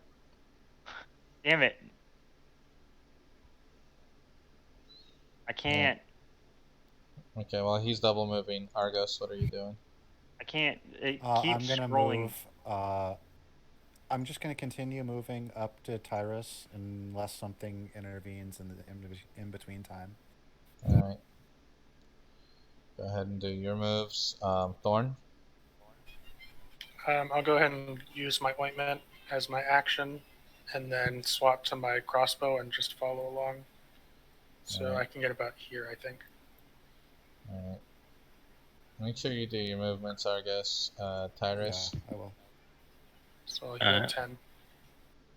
And I'll go ahead and move up to probably about here. No, here. Anything new?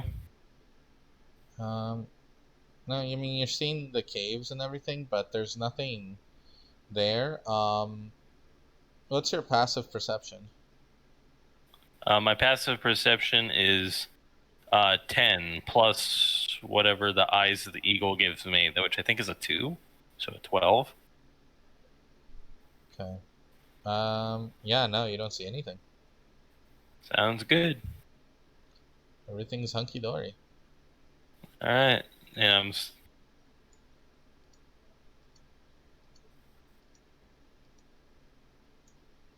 There we go. Things will get interesting pretty soon. Xeon?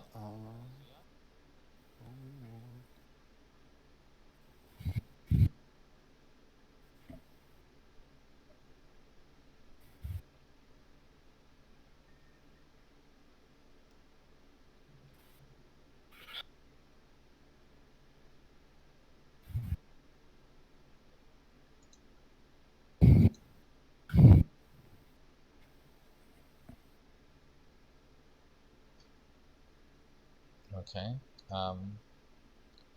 Argus? Alright, I'm gonna use my action to drink my thorn juice, and I'll do 2d4 plus 2. Oh, don't forget it can critical. Oh yes, so roll the d20. Mm-hmm. No critical, so that's fine. You get 10. Yep. Thank you, and then I'll take my movement up. Alright. And then Thorn? Yeah, I'll go ahead and just continue. So double moving up to around here.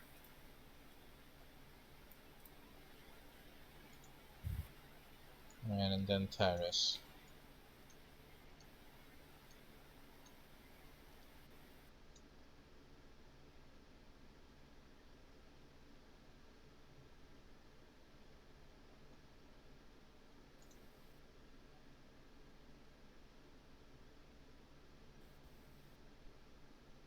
Hello? Hello? Oh, yeah, I'm here. Oh, okay, it's your turn. Sorry, I was mathing in my head. Oh, yeah, no, that's fine. So I'd say I'd probably get about to here. Probably see this guy. Yeah, you do, because there's the ambient glow of the cave. There's like this, Okay. like the walls themselves are glowing with like a Nyx energy, which is like the Alright. heavenly starlight energy. Okay. So, is this the same guy I messed up earlier? I can tell by the arm. Oh yeah. Okay, so this guy has been alerting everything. So in this case, I'm going to use my Ring of Jumping as a bonus action to give me the jump spell. Okay. And then the jump spell, very specifically, I believe, triples your jump range. Yep. Your jump range is based on your strength. So I have a strength of 10. Yeah, so let's see. If I do a running jump. Here, let me get you the jumping. Jumping is a fun one. So long jump, you cover a number of feet up to your strength score, which means you can cover, and if you move at least 10 feet immediately before you jump. So when you take a standing long jump, it's half that distance. So if you run up, you can do a jump that is 30 feet. All right, so I could make it here then, if I were to do a double move, like move to here and then use my double move to plus a jump to get to here. Yeah. Now here's the important thing, because let's see, you moved. I was 30 feet. Here. Yeah. So hold on. So you have to like go around. So yeah. 5. I wasn't 10, sure if that 15, was 20, 25, 30. Okay, so 30, and you have to move at least 10 feet. Now here's the other thing. Yeah, this is 1, 2, 3.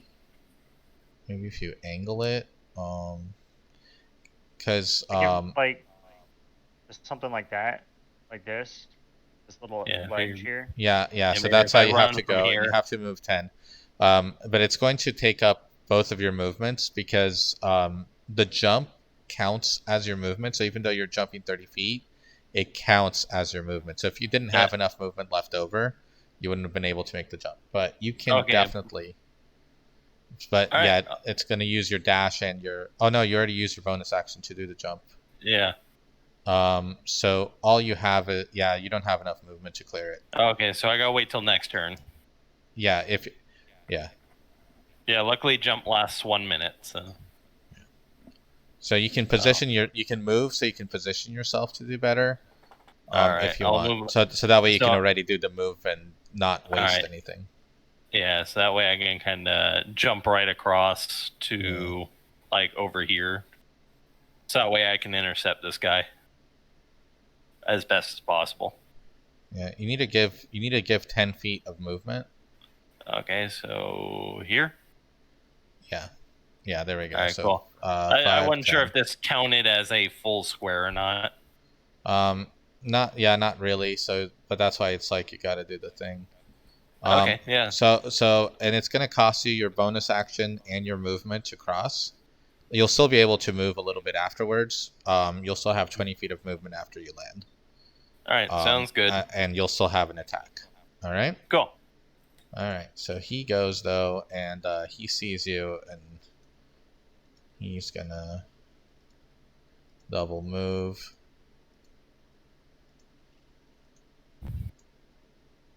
To there. Xeon. Man, he'd be lying in it. I can see my friends.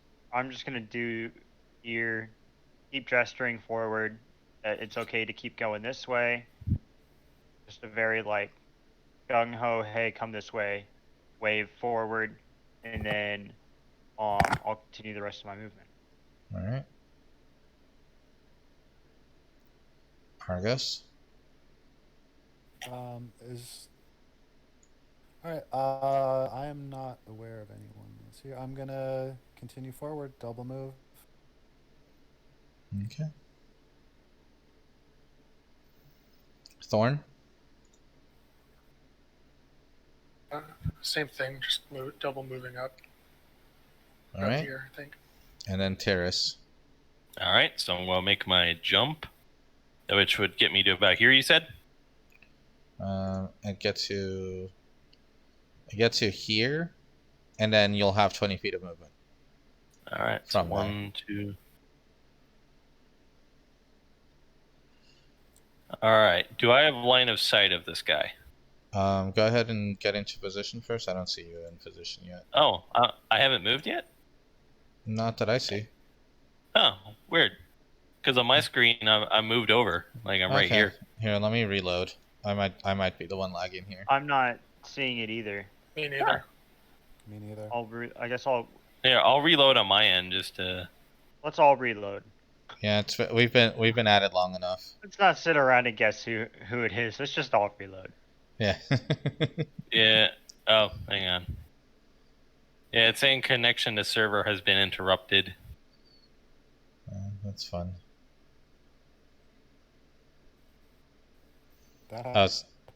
Okay, so it was like... that's why I think when I didn't get... Back to me, Kyle. We almost have you, Kyle. Hello? Let's go. Okay, I now see him in position. Hello? Yeah, I see him now. Yeah. Hi, Kyle. Can you hear us? We hear you. Yeah. Right. I can hear. Yeah. So I'm just waiting for it to load up on my end. You do have line of sight. All right. Cool. What's your I'm loadout? going. Yeah, I'm going to throw a flask of holy water at him. Oh right, Monster Hunter kit. Okay. Yep.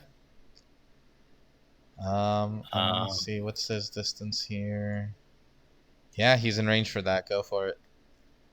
All right. So D20 plus my dex. Yep.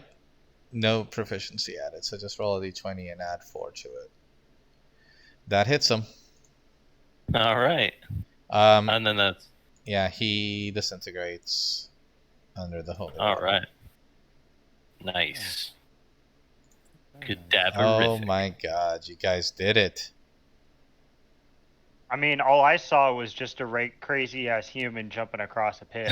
You just saw Tyrus just like fly across the pit.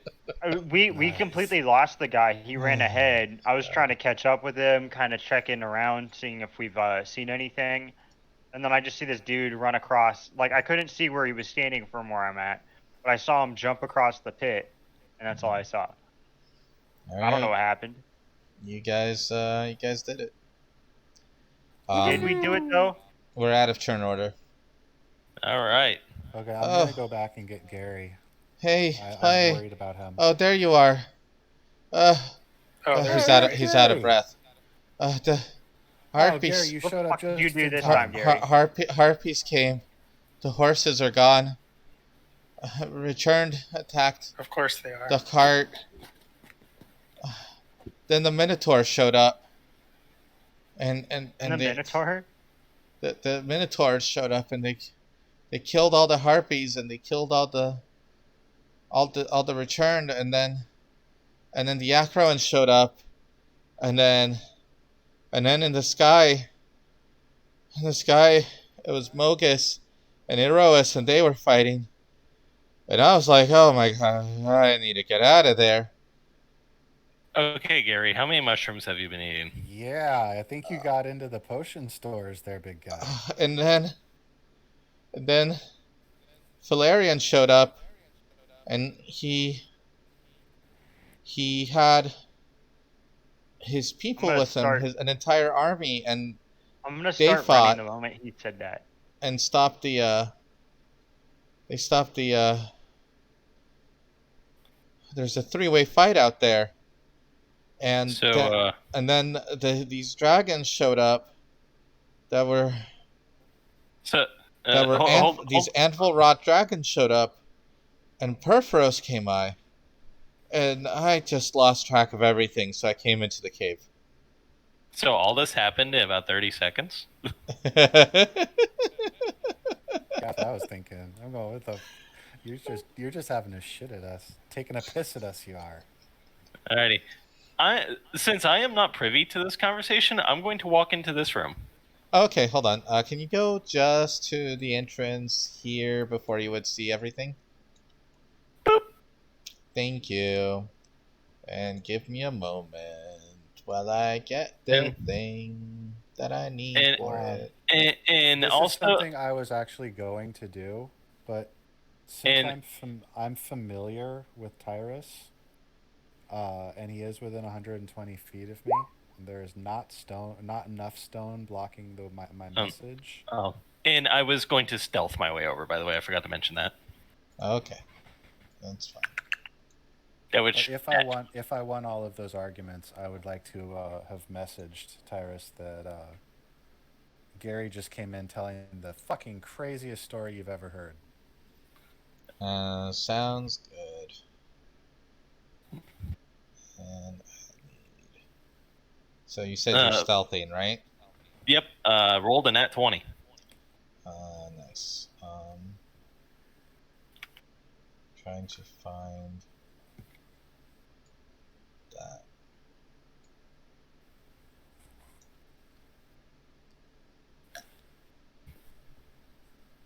Oh, lovely. Looks like a demon. That's what you see as you come around the corner, stealthing. That's not good. All right.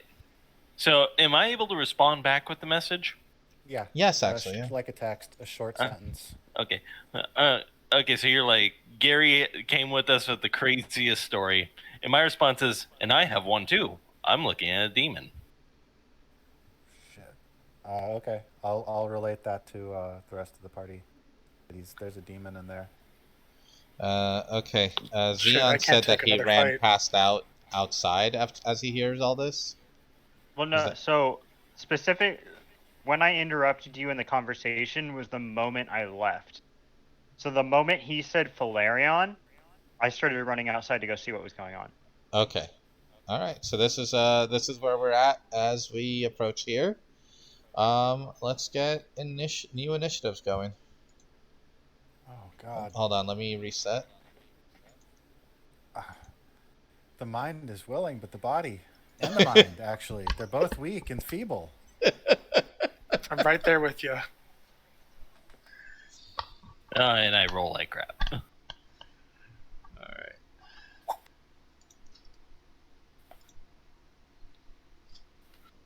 At least the demon did.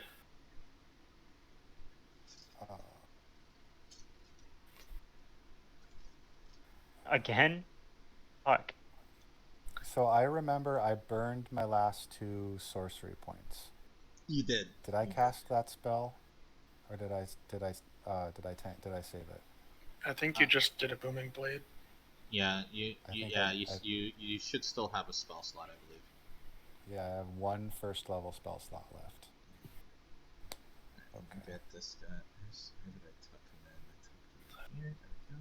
Was the message just between Argos and? Yeah, I can only message one person at a time. But Gotcha. I will if I have enough time. I mean, well, you heard. Why would I message you? You heard, and you just booked it. Yeah.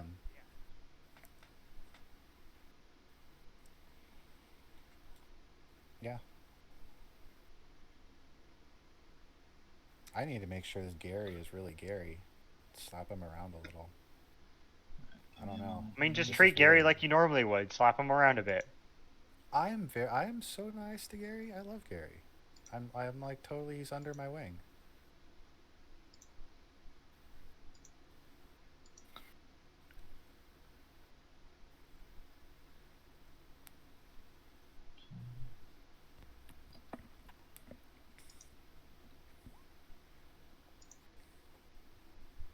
Right, so you have successfully stealthed, Pyrrhus. What he is doing is that he seems to be standing on some sort of blood symbol. He's very fat, and he seems to be kind of like drawing these circles in the air, and he is saying something, but it's very quiet. Summon more. Summon more. Summon more. That's all he wants me to do is summon more. So it's not too far of a stretch of the imagination to know that that circle of blood has something to do with it. Correct. And Okay. we go to Argus's turn. Okay. Well, you're facing a demon. Gary's gone crazy. Fucking, I don't know what the hell Xeon's up to. He's on his own. There's no way I could catch him if I wanted to. So he's doing what Xeon's doing. Can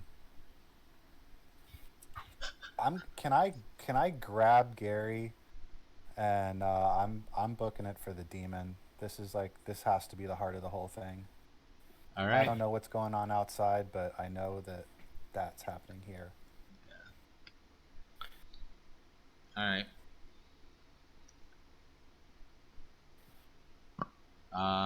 Gary does not resist, so you can pull him at speed. Okay. Then I'm gonna double move because this is like. Yeah, I'll just move him to wherever you end up. Yeah. Xeon.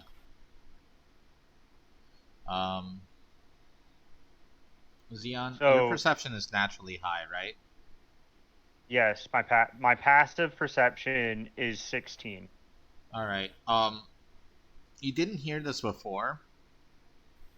What with all the returned walking around and you guys splashing. Give me a perception check with advantage to see if you hear anything coming down the hallway. Okay. Alright, you do hear the summon more. You do hear the summon more thing. Which is very strange, so... And I hear it coming down across the water? Yeah, like from the other side of the water. Okay. You said you had dark vision, right? So you do see the other cave. Like that entrance over here. You do see that. Mm-hmm.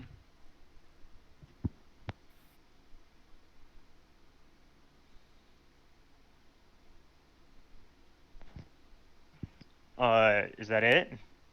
Yeah, that's all the information you have. It sounded like you were ready to say something more, but alright. No, I just wanted to make sure you had all the information you could have before you move on with your actions.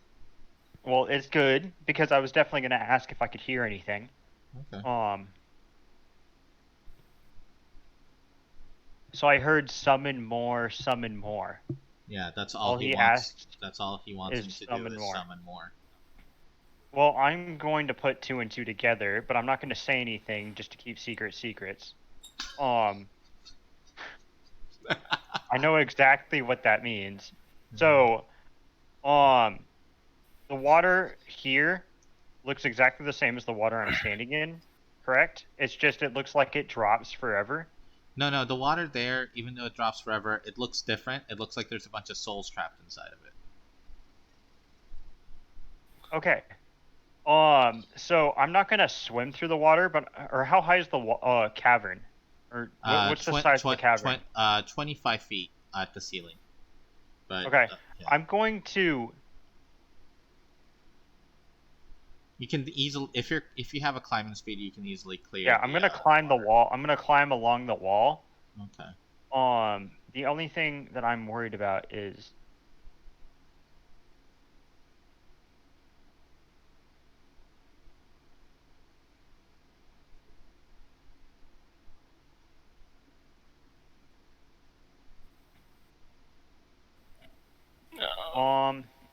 Gonna screw up my plan.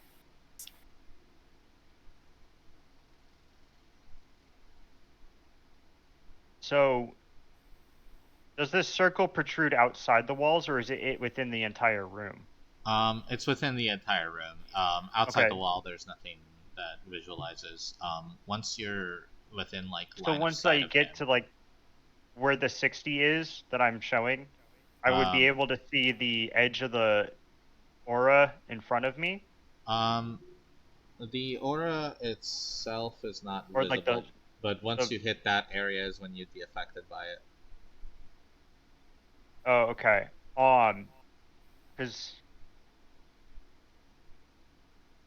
I'm going to cast Zephyr Strike, and then I'll be able to get to this point, and then I want to stealth on the wall.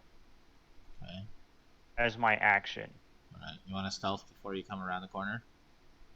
Yes, because I don't want whatever is there to quite notice me right away. Do you have I know 60 it's feet of something... movement without dashing? Yes, because I'm bonus action casting Zephyr Strike. Oh, okay.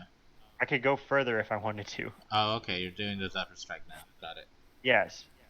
Zephyr Strike before I get... So where my character is standing is where the Zephyr Strike happens. Okay. And then I get closer and then hide. Does that make sense? So you're gonna stealth right there? Yeah, so... And that was 60 feet right on that corner. It was 60 feet, and then I will make a stealth roll. Right. And that will be my turn.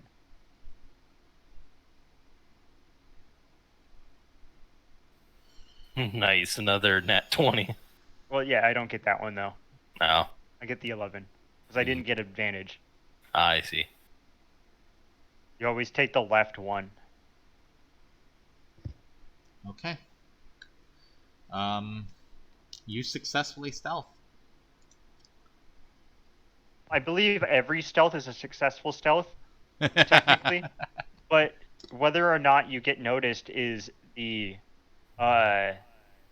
real issue. Yeah. All right, Thorn. Yeah. Oh no, sorry, Terrace. All right, so my character here's summon more.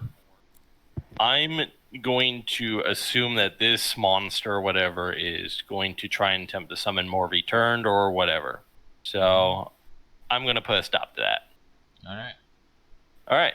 So before I sheath my blades and I pull out a dagger, like a throwing dagger, in my bag of ball bearings. Okay. Okay.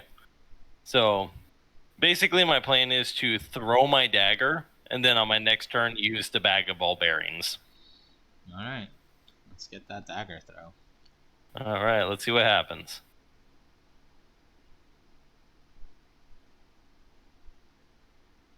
The 20 hits.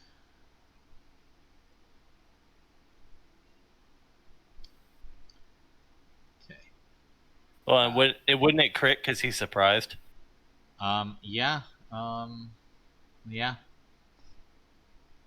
And then a sneak attack, right? Yep. Okay. Because you're an assassin. And an assassination because it hasn't gone in combat yet. Well, no, that's what the assassination does. Oh, It gives The the auto assassination crit. is what lets him do auto crit. So you get another roll of sneak attack. So you get 8d6 when you get it.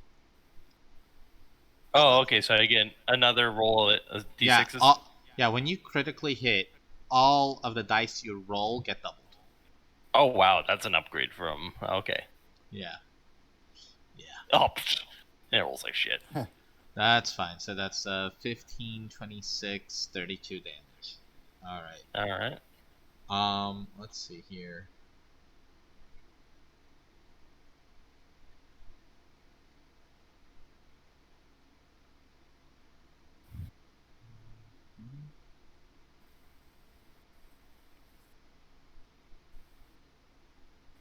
Okay, so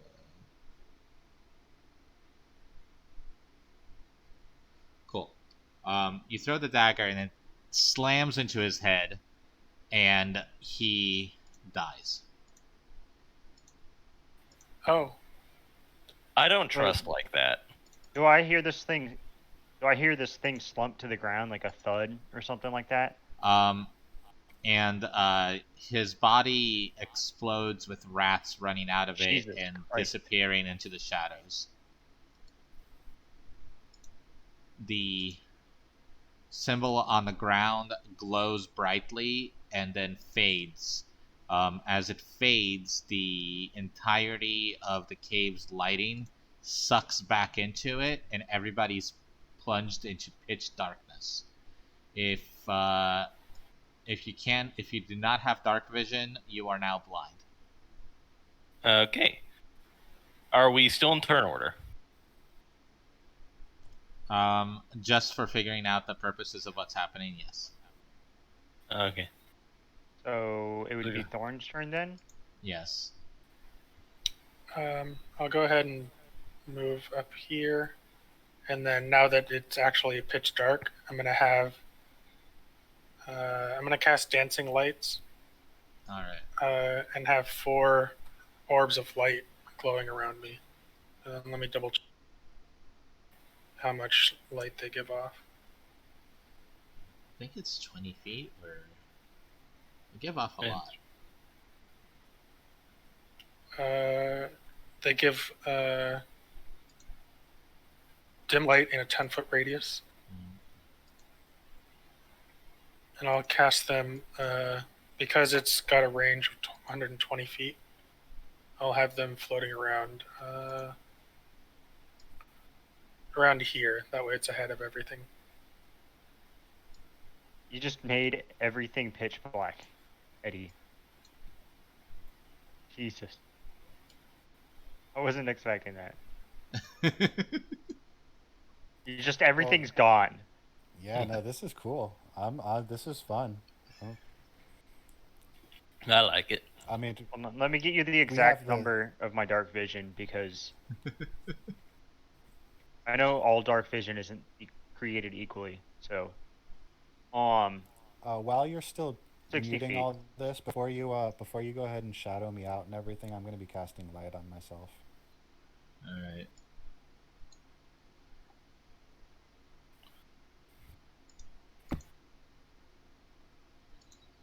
Okay. Xeon. So I can see dim light, or as if things were dim light for 60 feet. As if I were in you can see in dim light within 60 feet of you, as if it were bright light, in darkness, and in darkness if it were dim light.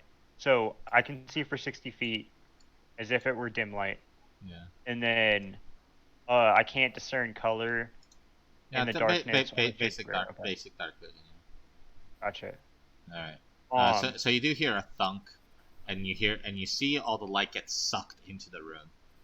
So I see like a flash or something like that, or an like inverted flash. Yeah, like a reverse of a flash. Yeah, it's kind of like a weird. Or like all the light just sucks away. Yeah. That's gonna have me concerned, and I think something's definitely crazy happening. So now would be the time to spring out. Mm-hmm. So I'm going to jump off this wall onto the ground here. Yeah.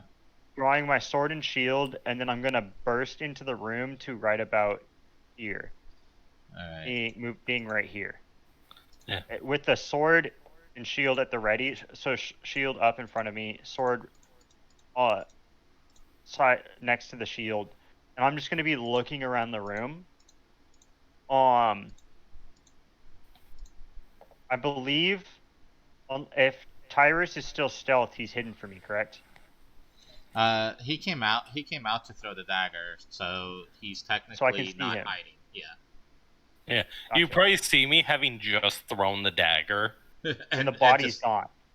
You see the remnants of what look like shadowy rats disappearing into the corners of the room, and then disappearing. So there's just walls. Absolutely nothing here. What was here? So I just come in right after everything has happened, not knowing anything. Yeah, and you just see him on the other end. And I just see Tyrus, and then I remember Tyrus is a human, so filthy humans. And it's dark for him. Yeah, it dawns on me that it's dark for him. So I will put my sword away and pull out a torch. Or actually, no. I will rip the patch off of my cloak, Eddie. Oh. Pulling out a fully functional bullseye lantern. Yeah, and it comes out lit if you wanted to, so. Of course it's fucking lit, Eddie. Alright, so all of a sudden there's a flashlight in your face. Cheers. It's like, almost. But you can't see past it because it's, a flashlight kind of, in your direction. Iris, take this. No. And yes, and you hear Xeon say Theros, take this. So there you go. Thank you. I think since now everybody has a way to have vision, we can go out of turn order and meet up if you want. Yeah. I'll proceed and meet up with them in the central part. I would like to investigate these things. I would also like to eat the bodies, Eddie. So there's tables with like blood, and it looks like they were experimenting with dead bodies. Mm-hmm.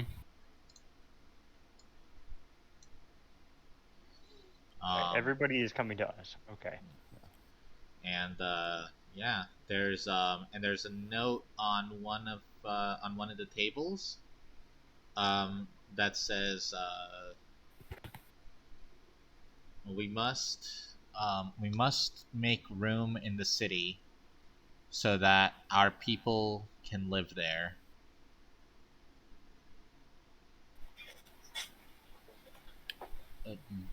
Until the city treats us as equals, we will not treat them as equals. They will be but pawns in our plans.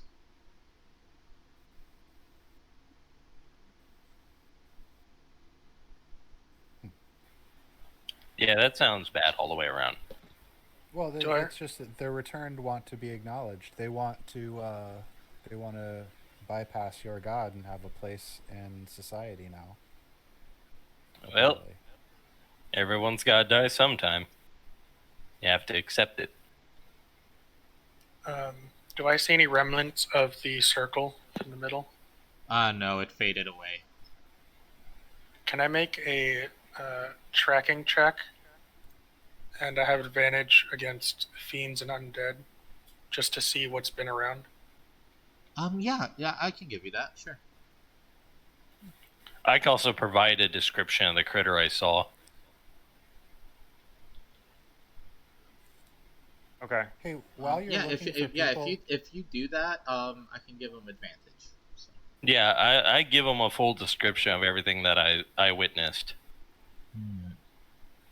Hey, Thorn, when you get done doing that, would you take a look at Gary too and make sure he's okay?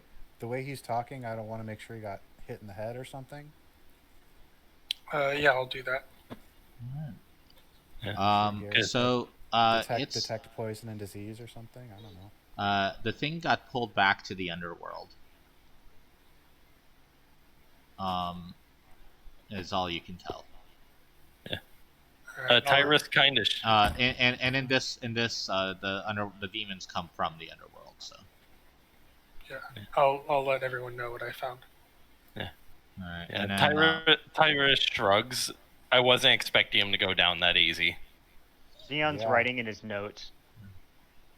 Can I be honest with you? Sure. You only overkilled him by 5. And that's because he did an extra 10 damage. Did his dagger disappear? No, you can. It landed on the ground, so you can recover your dagger. But I'd collect that back up. Ammo is important. Always ask the important questions. You did lose 1 dagger though, so you are down to just 1. Oh, okay. I thought I was able to collect the 1. No, that other one did disappear. It's always important to ask the DM about retrieving your ammo, because ammo is expensive. All right, let's get a check on Gary. Yeah, that'll be medicine, right? Can I provide assistance with checking on Gary, because I'm really concerned about him. Do you have training in medicine? No. Then I have the training in the opposite of medicine. Well, a 20. Okay. I know how to kill people, therefore I should know how to save them. Gary's eyes are dilated from fear, excitement, or something, or from the fact that you guys are in the dark. One of the three. Nothing out of the. I point my lantern at them. Do they constrict? Yes. Okay, so. Yeah, he's good. Yeah. I pat him on the back. Probably a little too hard for him, but he goes. That was a strong pat. No. A lot happened, huh? No, Cart boy. Let's. I'm afraid of going back out there, but did we find the place where we need to blow up to stop the river? We don't need to blow it up. Yeah, we do. Don't we? We need to stop this. It's still good. There's those black areas still go down into the underworld, right? Yeah. Yes. So we collapse the cave. There should be a structural weak point where we can bring this whole cave down. You mean the one that's on the outside that we could? Well, if you guys blow it up from the inside, it might be you'll be able to secure it more, and it'll be right around here. So. Yes. Which is not in the room where we're standing. I was trying to suggest that back at the opening of the cave, not the specific opening of the cave, but where Eddie is singing, was what I was trying to say. So I just figured that inside the cave where all the boring had been would have been a structural weakness that we could have exploited. Yeah, except that the water has risen, right? Like, this is the water that you're trying to stop. This water here. Yeah. And it's I will relay that information to the group from what I've noticed and perceived about the water. All right. Not water. Before we do that, can I go ahead and use my wand of detect magic just to make sure we're not missing anything? Yes. Okay. I'm looking at you, Gary. And while we're waking our way back, is there any like cave fungus or any sort of like mushroom growth that could possibly be utilized in the making of poisons? Go ahead and give me a survival check on that one. The DC will be 18 for this area. Man, I need to get more into survival. It's survival or nature, your choice. But survival. You're able to find some of the mooshes. You find you find a small mushroom. It's a little cow with mushrooms growing out of its back. All right, I find a mushroom. That's a. I know. It's a Minecraft joke. But I know. Let's eat it. So if I grind up some of these returned, will I get a super mushroom? No. Okay. That's not. I did the joke. We move on. All right. I suggest we get out of here before things get worse outside. You guys go to the entrance. Blow up the structural did I see anything with? Did I see anything with detect magic? Oh right, and with detect magic, let me see. Give me one moment. There might be items in here. Yeah, I was going to ask if anyone had detect magic or not. I do as well. I believe half the party has detect magic. No, I don't. I only have it. Well, yeah, there's 4 of us and 2 people have it, so that would be half the party. Let's see, 1, 2, 3. Gary doesn't count. Gary doesn't count. Oh, Gary. He's not a party member. He's a hireling. All right. Roll a d20 for me. Yes, sir. 8. So -5 is 3 points. You see on one of the tables what looked like to be just like something that had broken off of the ceiling. It's like a plate that you can like put a candle or incense in the middle. And it has kind of like a little top to it, so that like it gathers the smoke, and the smoke kind of comes out from the sides of it. And then the thing, the top of it that does that has a chain connected to it. And it's magical in some way that you do not know. It's about 6 inches wide and about 1 foot high. So it's like do I know the School of Magic? Yes. Let's see. Sounds like an aspergillium. It's a sensor of some kind.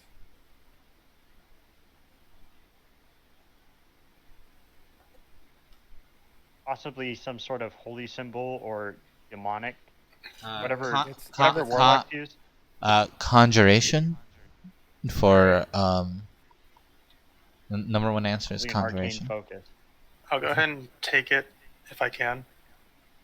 Yes, you can. Okay. And just so I can stop being paranoid about Gary, does Gary still look like Gary in Detect Magic field? Oh, Gary lights up like the 4th of July. He has several magical items on him. Fuck you, Gary. I saw Guys, him in that. Fucking Gary. Gary found magic armor. He has possibly be the one that we gave him. His shoes and his chest are magical. Why are his shoes magical? Because you can walk on water. He's Gary, so that I can put it away. It's Gary, right? Mm-hmm. Yeah, he is Gary. He also has a magical dagger, a magical quarterstaff, a magical cloak, a magical necklace as well. Uh-oh. Wait, where did he get all that from? That's not Gary. That's not Gary.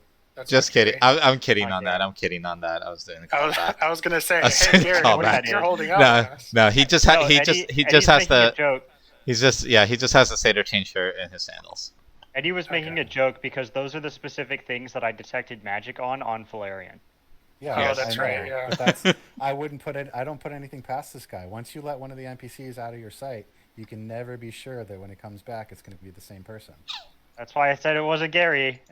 All right, so you guys go to the entrance, you blow it up, you step outside, and what you see is in the sky you see Mogus and Eros hugging each other and crying on each other's shoulders. What about Atheros?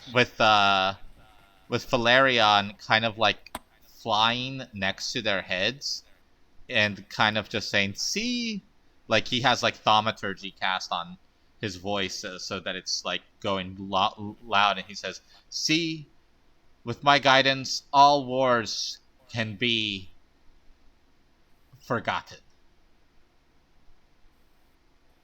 Wait a minute. That's a Mogus. That's all he does. Yeah. And that's the end of the adventure. Wait, so you're just gonna end the adventure. You're not gonna let us do anything else. We're not gonna be able to intervene. Nothing like that. The adventure was either get involved in the war or explore during the war. Congratulations, you explored. I can't like divine intervention this bullshit. You did give us if that was going to be how you played it out, then you did give us a false choice. Because when we said, "Are we going to continue this?" you said, "Well, you kind of had me set up for this adventure." You specifically said that. Yeah, you guys. We were questioning which way to go. Yeah, you set up the adventure. So I set up the adventure that you chose. This is the adventure. Other things happening are other things happening. You actually got through to the adventure that you did, and we can talk more about this area because you actually this blowing up actually solves this quest. You actually have solved the thing that you went after. I understand that, Eddie. I'm happy with the outcome. I'm not complaining about the outcome. I'm okay, like how it happened. It's just like this is a major turn. Well, what I'm worried about is what do we see when we exit the cave other than Mogus and whatever the fuck his name is hugging and the Minotaurs, the Acroan army, and what appear to be several hooded figures with a dark kind of veil covering their faces that are wearing the colors of Valerian.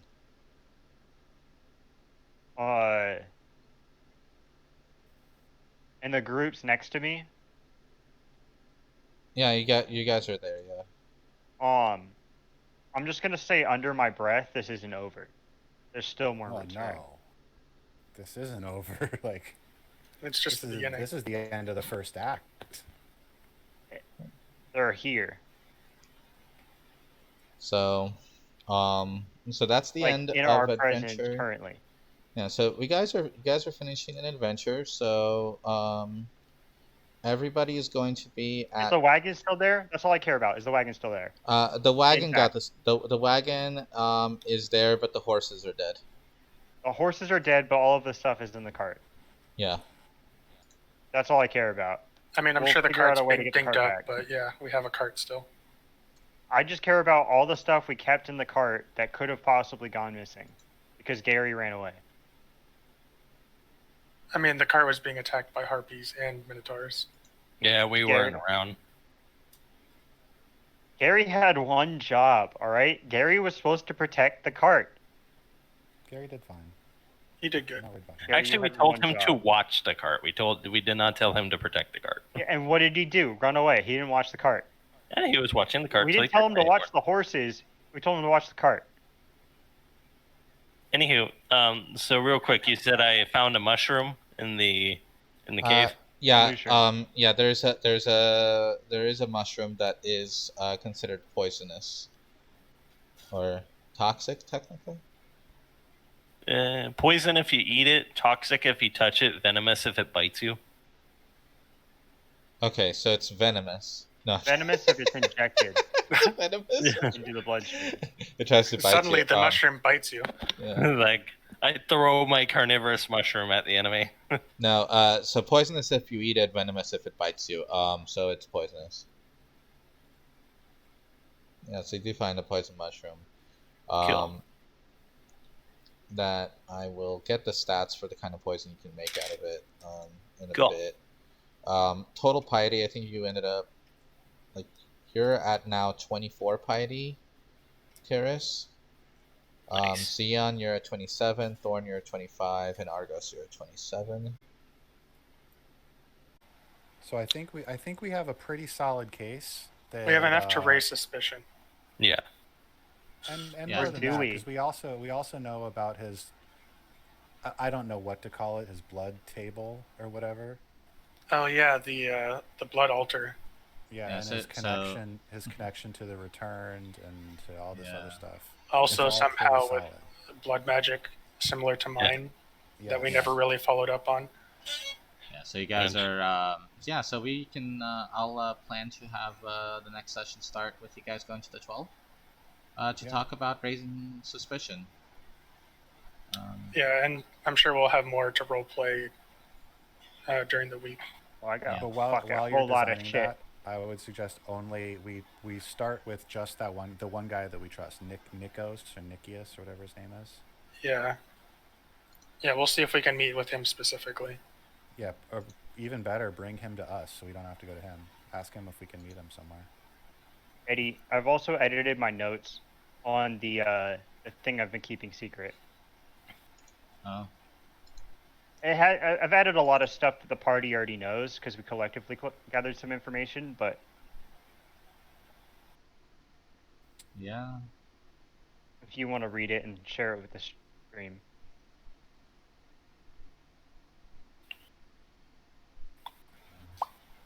No, as I'm reading this, with it, and I read the Eddie Sucks Ghost Stick again, it reminds me, I read something online where somebody said, could you imagine... Eddie Sucks Ghost Stick? Because you read it earlier today. It's Yeah. understandable. Yeah, could you imagine getting, you're getting anally fucked by a ghost, and your buddy God damn comes it, in Eddie. and just sees your dick closing and opening, like your ass closing and opening again? No, Eddie, I can't imagine that, but I do now because you brought it up.